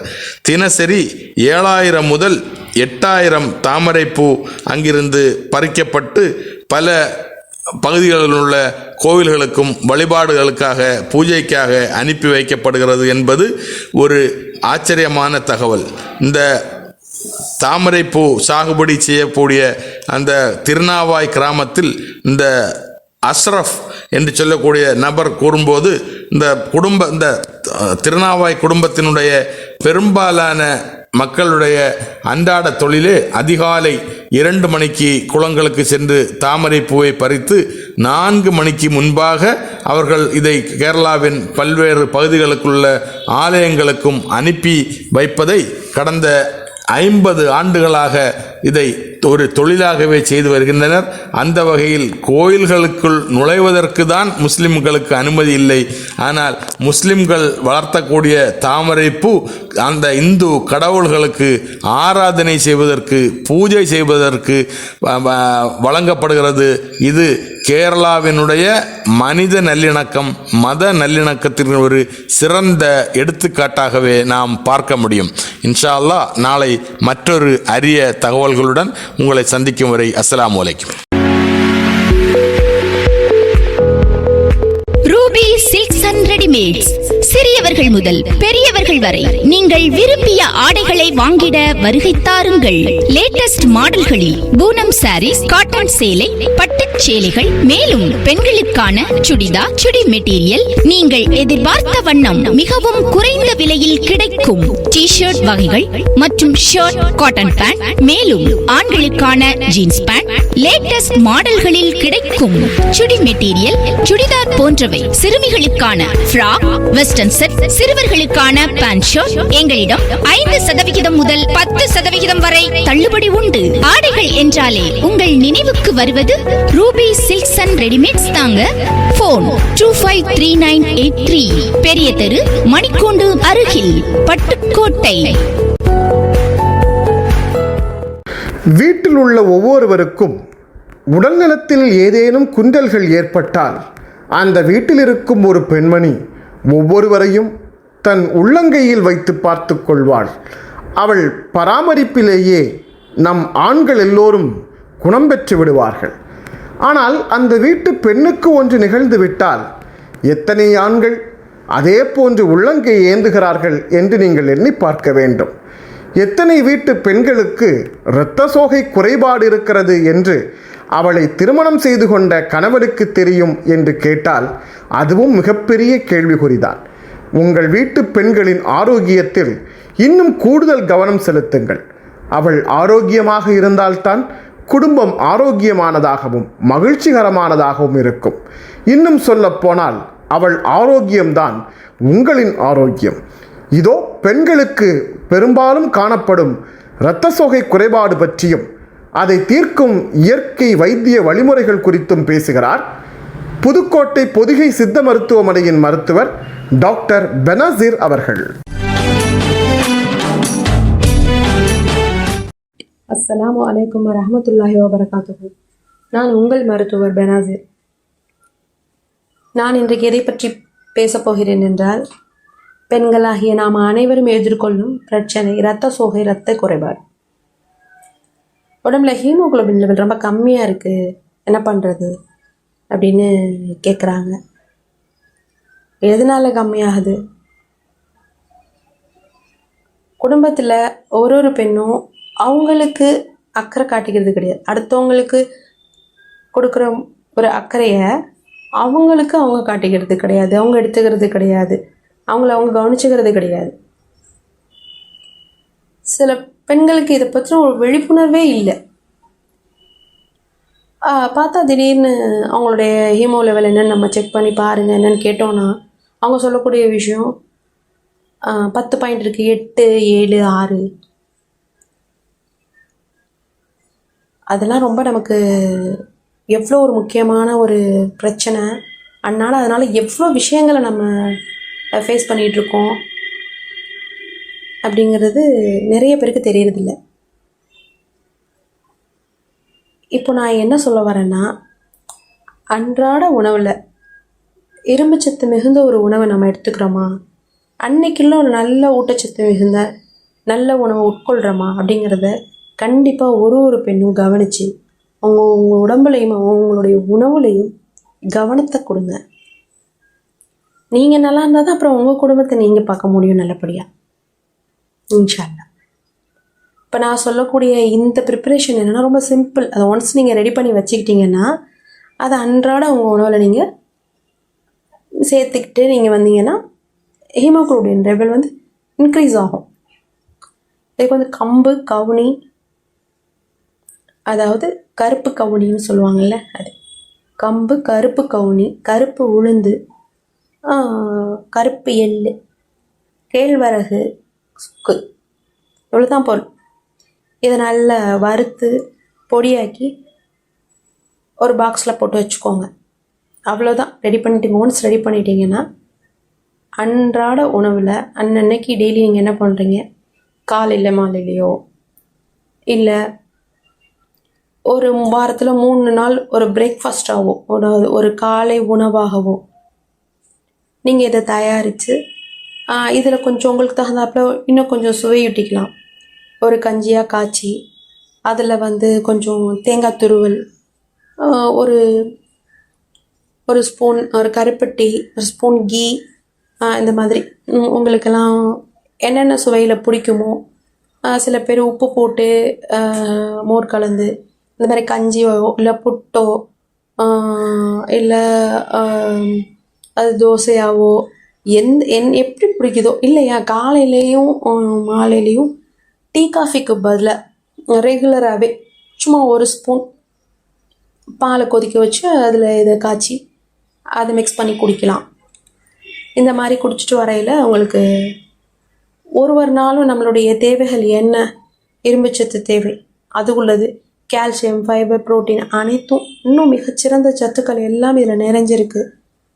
நிறைய நன்மைகள் கொண்ட இந்த உணவை நீங்கள் எடுத்துக்கொண்டு வரையில் உங்கள் உடம்புல நிறைய மாற்றங்களையும் நல்ல ஒரு புத்துணர்ச்சியோடையும் நல்ல ஹீமோக்ளோபின் இரும்புச்சத்து அதிகமாகிறதும் இன்னும் நமக்கு ஒரு கால்சியம் மற்றபடி புரதம் எல்லாம் கிடைக்கிறதுனால அனைத்து ஊட்டச்சத்துக்களும் நிறைந்த ஒரு உணவாக இருக்கிறதுனால உடலில் சோம்பல் நீங்கள் நல்ல ஒரு சுறுசுறுப்போடு நீங்கள் செயலாற்றுறதுக்கு உதவும். மீண்டும் அடுத்த பதிவில் சந்திப்போம். நன்றி. பூமியையும் ஆகாயத்தையும் அண்ட சராசரங்களையும் அதில் வாழும் உயிரினங்களையும் படைத்த இறைவன் தன் படைப்பதிசயத்தை மனிதனுக்கு சொல்லிக்காட்ட ஒட்டகம் எவ்வாறு படைக்கப்பட்டிருக்கிறது என்பது குறித்து நீங்கள் சிந்திக்கவில்லையா என கேட்கிறான். ஒட்டகத்தை விட உயரத்திலும் இடையிலும் அதிகமாக இருக்கும் யானை, குணாதிசயங்களிலும் பண்புகளிலும் பெருகி நிற்கும் யானை, இன்னும் அதிலும் ராட்சத விலங்குகள் வாழ்ந்ததாக சொல்லப்பட்ட உலகில் யானையை போன்ற ஒரு பெரிய விலங்கை சொல்லாமல் கண்ணுக்கு சிக்காத நுண்கிருமிகளும் உயிர்ப்போடு இருக்கும் நுண்ணுயிரியல் சார்ந்த படைப்பையும் தந்த இறைவன் அந்த படைப்பையும் சொல்லாமல் ஒட்டகத்தை பற்றி ஏன் பேசுகிறான்? இதோ ஒட்டகம் ஓர் அதிசயம் என்னும் தலைப்பில் இன்றைய திருக்குரானும் அறிவியலும் பகுதியில் உரை வழங்குவதற்காக திருச்சி மூமினா அவர்கள் நம்மோடு இணைகிறார்.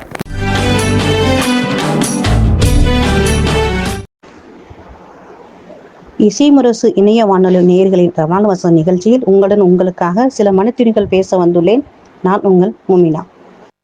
இப்போ நம்ம எதை பற்றி நம்ம பார்க்க போகிறோம் அப்படின்னா, குர்ஆன் கூறும் அறிவியல். குர்ஆனில் வந்து நிறைய விஷயங்கள் வந்து சயின்ஸ் ரீதியாக நிறைய விஷயங்கள் கண்டுபிடிக்கப்பட்டிருக்கு.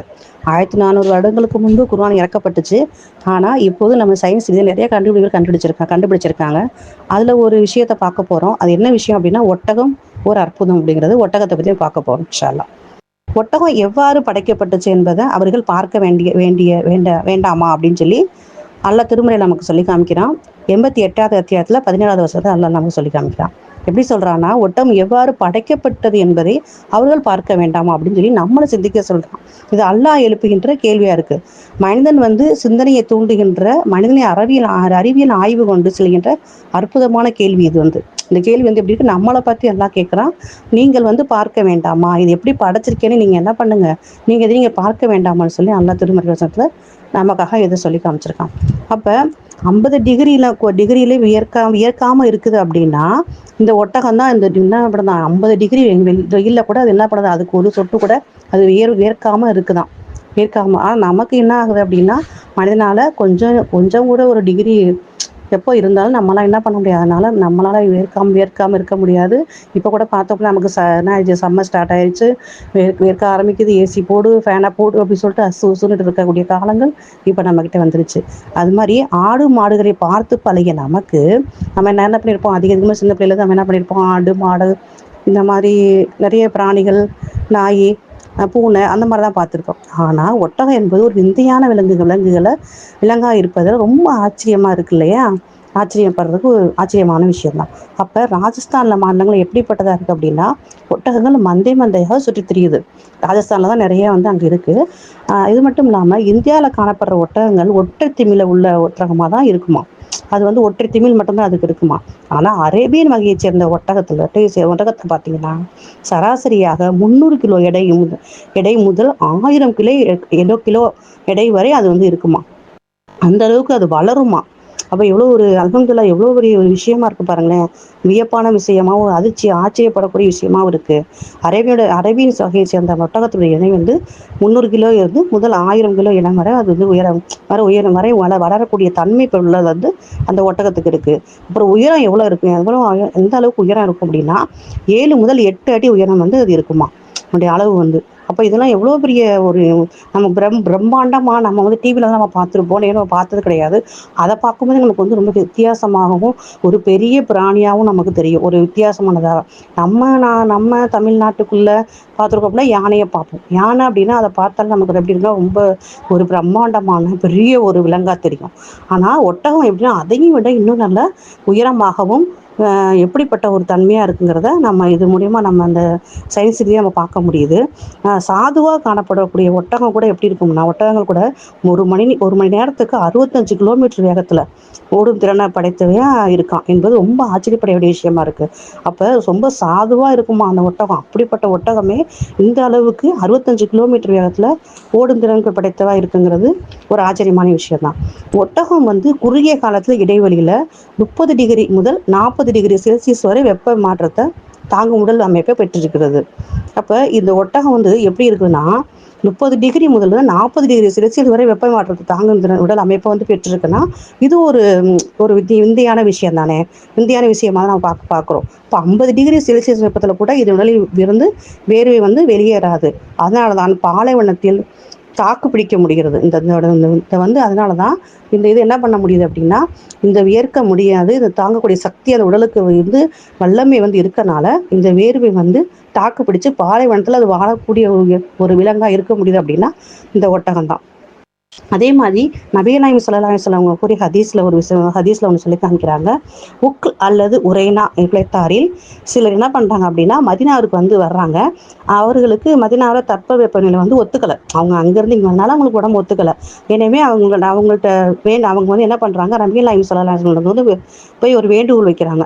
வேண்டுகோள் வச்சு என்ன செய்கிறாங்கன்னா, எங்களுக்கு ஒட்டகத்துடைய பால் வந்து வேணும், அதுதான் எங்களுக்கு வந்து இந்த உடம்புல இருக்க ஹீட்டை வந்து குறைக்கிறதுக்கு அது எனக்கு சரியாக இருக்கும் அப்படின்னு சொல்லிட்டு அதோடைய சிறுநீரகம் நாங்கள் பருகணும், அப்போ தான் எங்களுக்கு உடம்பு அது சரியாகும்னு சொல்லி கேட்குறாங்க. சரி, ரசூலுல்லாஹ்வும் அதுக்கு ஓகே சொல்லிட்டாங்க. சொன்ன உடனே என்ன பண்ணுறாங்க, அவங்க ஒட்டகத்தை நோக்கி போகிறாங்க. போய் அந்த சிறுநீரையும் பாலையும் பருகி அவங்க உடனே வந்து தேர்னதாக சொல்லி ஹதீஸில் அறிவிச்சிருக்காங்க. புகாரியில் 233வது ஹதீஸில் வந்து இது ஆதாரப்பூர்வமாக ஹதீஸாக அது அறிவிக்கப்பட்டிருக்கு. அப்போ இந்த அளவுக்கு அந்த ஒட்டகத்தினுடைய பாலும் சிறுநீரகம் வந்து ஒரு மருந்தாகவே வந்து அந்த காலத்தில் வந்து யூஸ் பண்ணியிருக்காங்க. அப்படிங்கும்போது இது இந்தியான விஷயமாக நமக்கு வந்து பார்க்க முடியுது.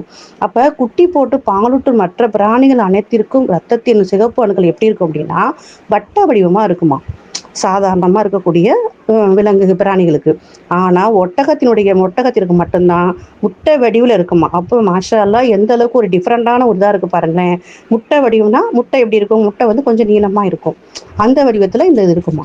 ஒட்டகத்தின் உடலில் வந்து 40 டிகிரி நீர் குறைஞ்சாலும் கூட எந்த பாதிப்புமே இல்லாமல் வாழும் சிறப்பு அம்சம் கொண்டதாக இருக்கக்கூடியதுன்னா இந்த ஒட்டகம் தான் அப்படிங்கிறத நாம் இது மூலிமா தெரிஞ்சுக்க முடியுது. அப்போ நிறைய விஷயங்கள் வந்து ஒட்டகத்தை பற்றி பார்க்கும்போது நிறைய விஷயங்கள் இருக்குது. நமக்கு வந்து கொடுக்கப்பட்ட டாப்பிக்கில் எடுக்கும்போது சில விஷயங்கள் தான் நம்ம படிந்துள்ளது என்னால் பேச முடிஞ்சுச்சு.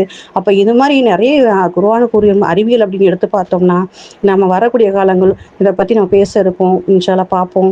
இன்ஷா அல்லாஹ் எல்லா ரகமாக நம்ம அதுக்கு உண்டான அருளை நமக்கு தந்தால் புரிவா என்று கூறியவளாக எனது இந்த சிறிய உரைமுறை நிறைவு செய்கிறேன். அஸ்ஸலாமு அலைக்கும் வரஹ்மத்துல்லாஹி வபரகாத்துஹு. ரஹ்மத் பதிப்பகத்தின் ஆன்லைன் விற்பனையில் இப்போது குர்ஆன் தப்சீர் இப்னு கசீர், புகாரி, முஸ்லிம், நசையி, திர்மிதி, அபு தாவூத், இப்னு மஜா என்று 1993 முதல் வெளிவந்துள்ள அனைத்து ரஹ்மத் வெளியீடுகளையும் தள்ளுபடி விலையில் வாங்கிக் கொள்ளலாம்.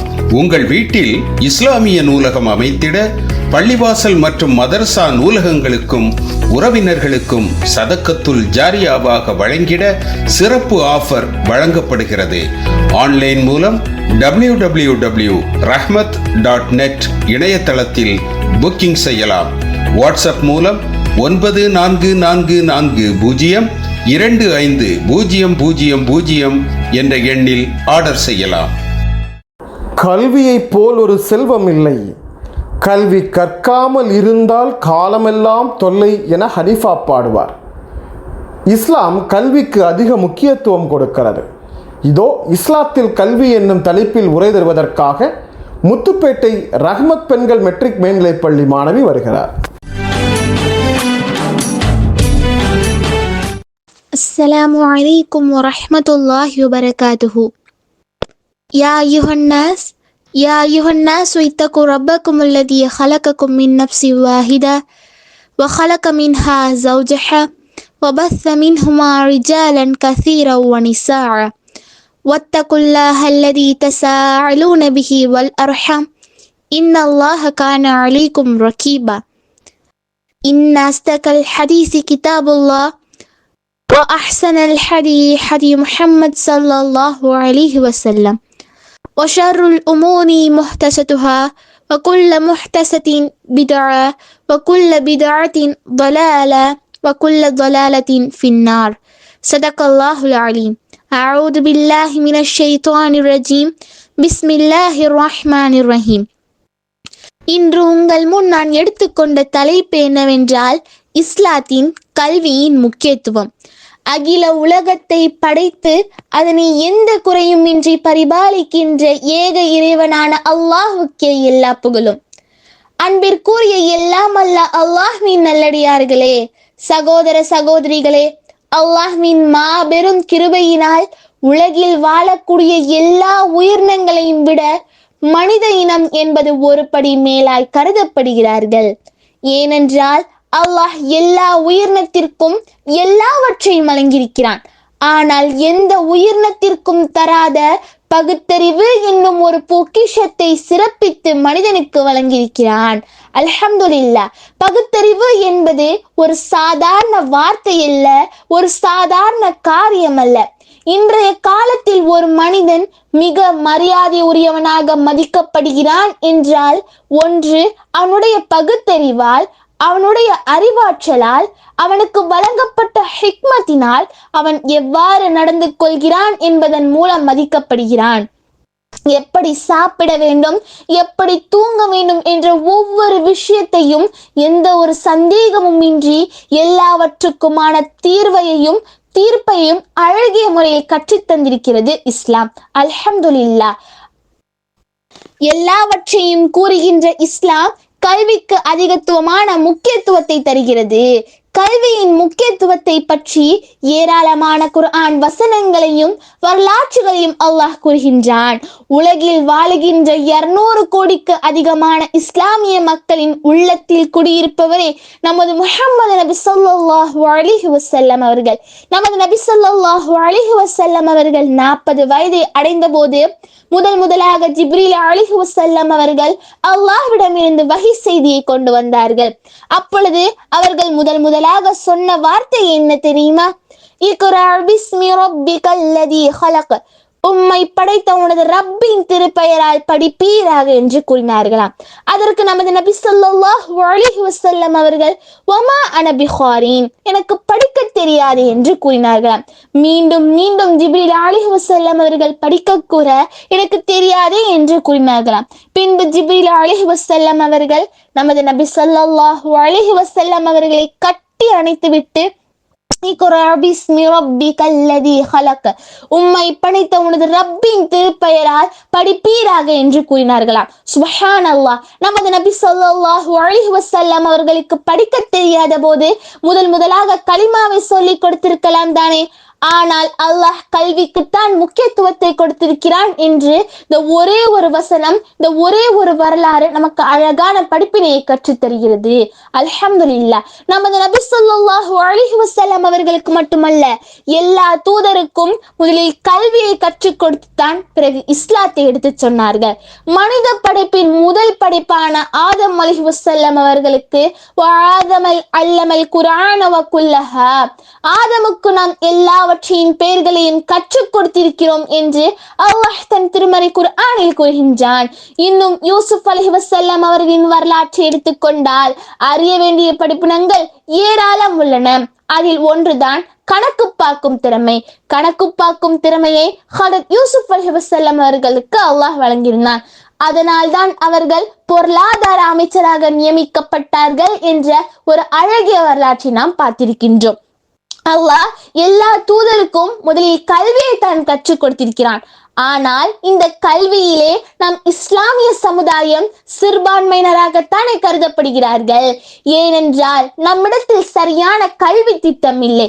கல்வி திட்டம் மறந்ததின் காரணமாகத்தான் இன்றைக்கு நாம் பின்தாங்கிய நிலையில் இருக்கின்றோம்.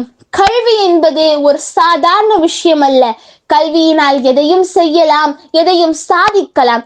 கல்வி கற்றவனுக்கு கட்டுச்சோறு தேவையில்லை என்று சொல்வார்கள். ஒருவன் கல்வி கற்றவனாக இருந்தால் அவன் உலகில் எந்த மூலைக்கு சென்றாலும் அவனுக்கு கிடைக்கும் அந்தஸ்து, மதிப்பு, மரியாதை என்பது மிக சிறந்தது. அல்லாஹ் தன் திருமறையிலும் இதைத்தான் கூறுகிறான். وَمَا يَسْتَوِي الْأَعْمَى وَالْبَصِيرُ وَالَّذِينَ آمَنُوا وَلَا الْمُسِيءُ. கல்வி அறிவு உள்ளவனும் கல்வி அறிவு அற்றவனும் ஒருபோதும் சமமாக முடியாது. கல்வி அறிவு இல்லாதவன் குருடனை போலத்தான் என்று அல்லாஹ் தன் திருமறை குர்ஆனில் கூறுகின்றான். நஊது பில்லாஹ். நமது நபி ஸல்லல்லாஹு அலைஹி வஸல்லம் அவர்கள் கூறினார்கள், யார் ஒருவர் கல்வியை கற்றிருக்கிறாரோ அவருக்கு அல்லாஹ் சொர்க்கம் செல்லும் பாதையை லேசாக்கி விடுகிறான் என்று சொன்னார்கள். சுப்ஹானல்லாஹ். இன்னும் நமது நபி ஸல்லல்லாஹு அலைஹி வஸல்லம் அவர்கள் கல்விக்காக இவ்வாறு துஆ செய்தார்கள். ரப்பி ஜித்னி இல்மா.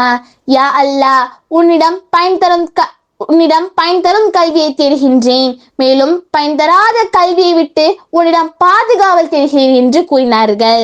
சுப்ஹானல்லாஹ். கல்வியை பற்றி இஸ்லாமை விட சிறந்த மார்க்கம் இவ்வுலகில் இருக்கின்றதா? கிடையாது என்று இஸ்லாமும் ஹதீஸும் குர்ஆனும் விளக்கி கூறுகின்றது. கல்வியினால் நாமும் நம்மால் பலரும் பயனடையக்கூடிய நல்ல ஒரு பாக்கியத்தை அல்லாஹு தஆலா நாம் அனைவருக்கும் தந்த அருள் புரிவானாக என்று பிரார்த்தித்தவளால் எனது உரையை நிறைவு செய்கின்றேன். வ ஆஹிரு தஅவானா அல்ஹம்துலில்லாஹி ரப்பில் ஆலமீன். அஸ்ஸலாமு அலைக்கும் வ ரஹ்மத்துல்லாஹி வ பரகாத்துஹு. இஸ்லாமிய வணக்க வழிபாட்டில் தினசரி தொழுகைக்கு இருக்கும் முக்கியத்துவத்தை போன்று தொழுகையின் போதும் ஒரு நாள் பொழுதிலும் இறைவனிடம் கேட்கும் பிரார்த்தனைக்கு, துவாவிற்கு ஒரு மகத்துவம் இருக்கிறது. இதோ நாள்தோறும் கேட்கும் பிரார்த்தனை துவா என்னும் தலைப்பில் உரை வழங்குவதற்காக கன்னியாகுமரி மாவட்டம் தக்கலை இஸ்லாமிய மாதிரி தொடக்கப்பள்ளி மாணவி ரசீனா ஜைனப் அவர்கள் நம்மோடு வருகிறார்.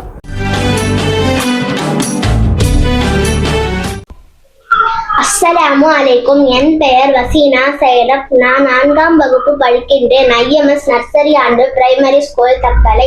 தினமும் ஓதும் துவாக்கள். பிஸ்மில்லாஹிர் ரஹ்மானிர் ரஹீம். தூங்கும் போது ஓதும் துவா அல்லாஹும்ம பிஸ்மிக அமூது வஅஹ்யா. தூங்கி எழுந்தவுடன் ஓதும் துவா அல்ஹம்துலில்லாஹில்லதி அஹ்யானா பஅதமா அமாதனா வ இலைஹின் நுஷூர். கழிவறையில் நுழையும் போது ஓதும் துவா அல்லாஹும்ம இன்னி அஊது பிக்க மினல் குப்ஸி வல் ஹபாயிஸ். கழிவறையில் இருந்து வெளியேறும் போது ஓதும் துவா குஃப்ரானக. ஓது செய்து முடித்தவுடன் ஓதும் துவா அஷ்ஹது அன் லா இலாஹா இல்லல்லாஹு வஹ்தஹு லா ஷரீக லஹு வ அஷ்ஹது அன்ன முஹம்மதன் அப்துஹு வ ரசூலுஹு. காலை நேரத்தில் ஓதும் துவா அல்லாஹும்ம பிக்க அஸ்பஹ்னா வ பிக்க அம்சைனா வ பிக்க நஹியா வ பிக்க நமூது வ இலைஹின் நுஷூர். மாலை நேரத்தில் ஓதும் துவா அல்லாஹும்ம பிக்க அம்சைனா வ பிக்க நஹியா வ பிக்க நமூது வ இலைஹின் நுஷூர். வீட்டிலிருந்து வெளியேறும் போது ஓதும் துவா பிஸ்மில்லாஹி தவக்கல்து அலல்லாஹ். சாப்பிடும் முன் ஓதும் துவா பிஸ்மில்லா. சாப்பிடும் முன் பிஸ்மில்லா சொல்ல மறந்தால் பிஸ்மில்லாஹி ஃபி அவ்வலஹு வாஹிரஹு. சாப்பிட்ட பின் அல்ஹம்துலில்லாஹ். கோபம் ஏற்படும் போது ஓதும் துவா அஊது பில்லாஹி மினஷ் ஷைத்தானிர் ரஜீம். வாகனத்தில் ஏறும்போது ஓதும் துவா சுப்ஹானல்லதி ஸஹரலனா ஹாதா வமா குன்னா லஹுல் முக்ரிமீன் வ இன்னா இலா ரப்பினா லமுன்கலிபூன். படிக்கும் முன் ஓதும் துவா சுப்ஹானக லா இல்ம லனா இல்லா மா அல்லம்தனா இன்னக அன்தல் அலீமுல் ஹக்கீம். கண் திருஷ்டிக்கு ஓதும் துவா அஊது பி கலிமாத்தில்லாஹி தாமத்தி மின் குல்லி ஷைத்தானின் வ ஹாமத்தி வ மின் குல்லி ஐனின் லாமத். அஸ்ஸலாமு அலைக்கும் வரஹ்மத்துல்லாஹி வ பரகாத்துஹு. உலக தமிழ் இதயங்களில் இடம் பிடித்த இசை முரசு FM இணைய வானொலியில் சிறு குறு வணிகர்கள், வியாபாரிகள் குறைந்த கட்டணத்தில் விளம்பரம் செய்ய தொடர்பு கொள்ளலாம். இயக்குனர் இசை முரசு FM இணைய வானொலி 9080475780. நேர்களை இந்திய ரமலான் வசந்தம் நிகழ்ச்சியின் நிறைவு பகுதிக்கு வந்திருக்கிறோம். இந்த நிகழ்ச்சியில் இடம்பெற்ற அனைத்து தகவல்களும் தங்களுக்கு பயனுள்ளதாக இருந்திருக்கும் என்று நம்புகிறோம். இந்த நிகழ்ச்சி குறித்த உங்களின் மேலான கருத்துக்களையும் விமர்சனங்களையும் உங்கள் ஆண்ட்ராய்டு அப்ளிகேஷனில் இணைக்கப்பட்டிருக்கும் வாட்ஸ்அப் வழியாக எங்களுக்கு தெரியப்படுத்துங்கள். இந்த நிகழ்ச்சி குறித்த மேலான வழிகாட்டுதல்கள் இன்னும் இந்த நிகழ்ச்சியை மெருகேற்றுவதற்கு உதவியாக இருக்கும். இந்த நிகழ்ச்சியை கேட்டு ரசித்த நேர்களுக்கும் பங்கேற்ற நேர்களுக்கும் அன்பான நன்றிகளை சொல்லி மீண்டும் மற்ற நிகழ்ச்சியில் சந்திக்கும் வரை சலாம் சொல்லி நிறைவு செய்கிறோம். அஸ்ஸலாமு அலைக்கும்.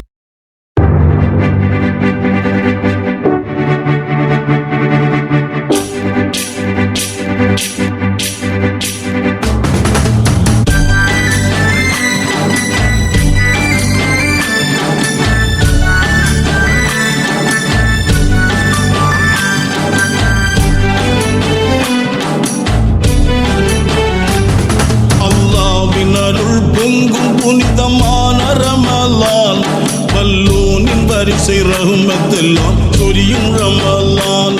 அல்லாஹ்வின் அருள் பொங்கும் புனிதமான ரமலான் வல்லோனின் வரிசை ரஹ்மத்தெல்லாம் சொரியும் ரமலான்.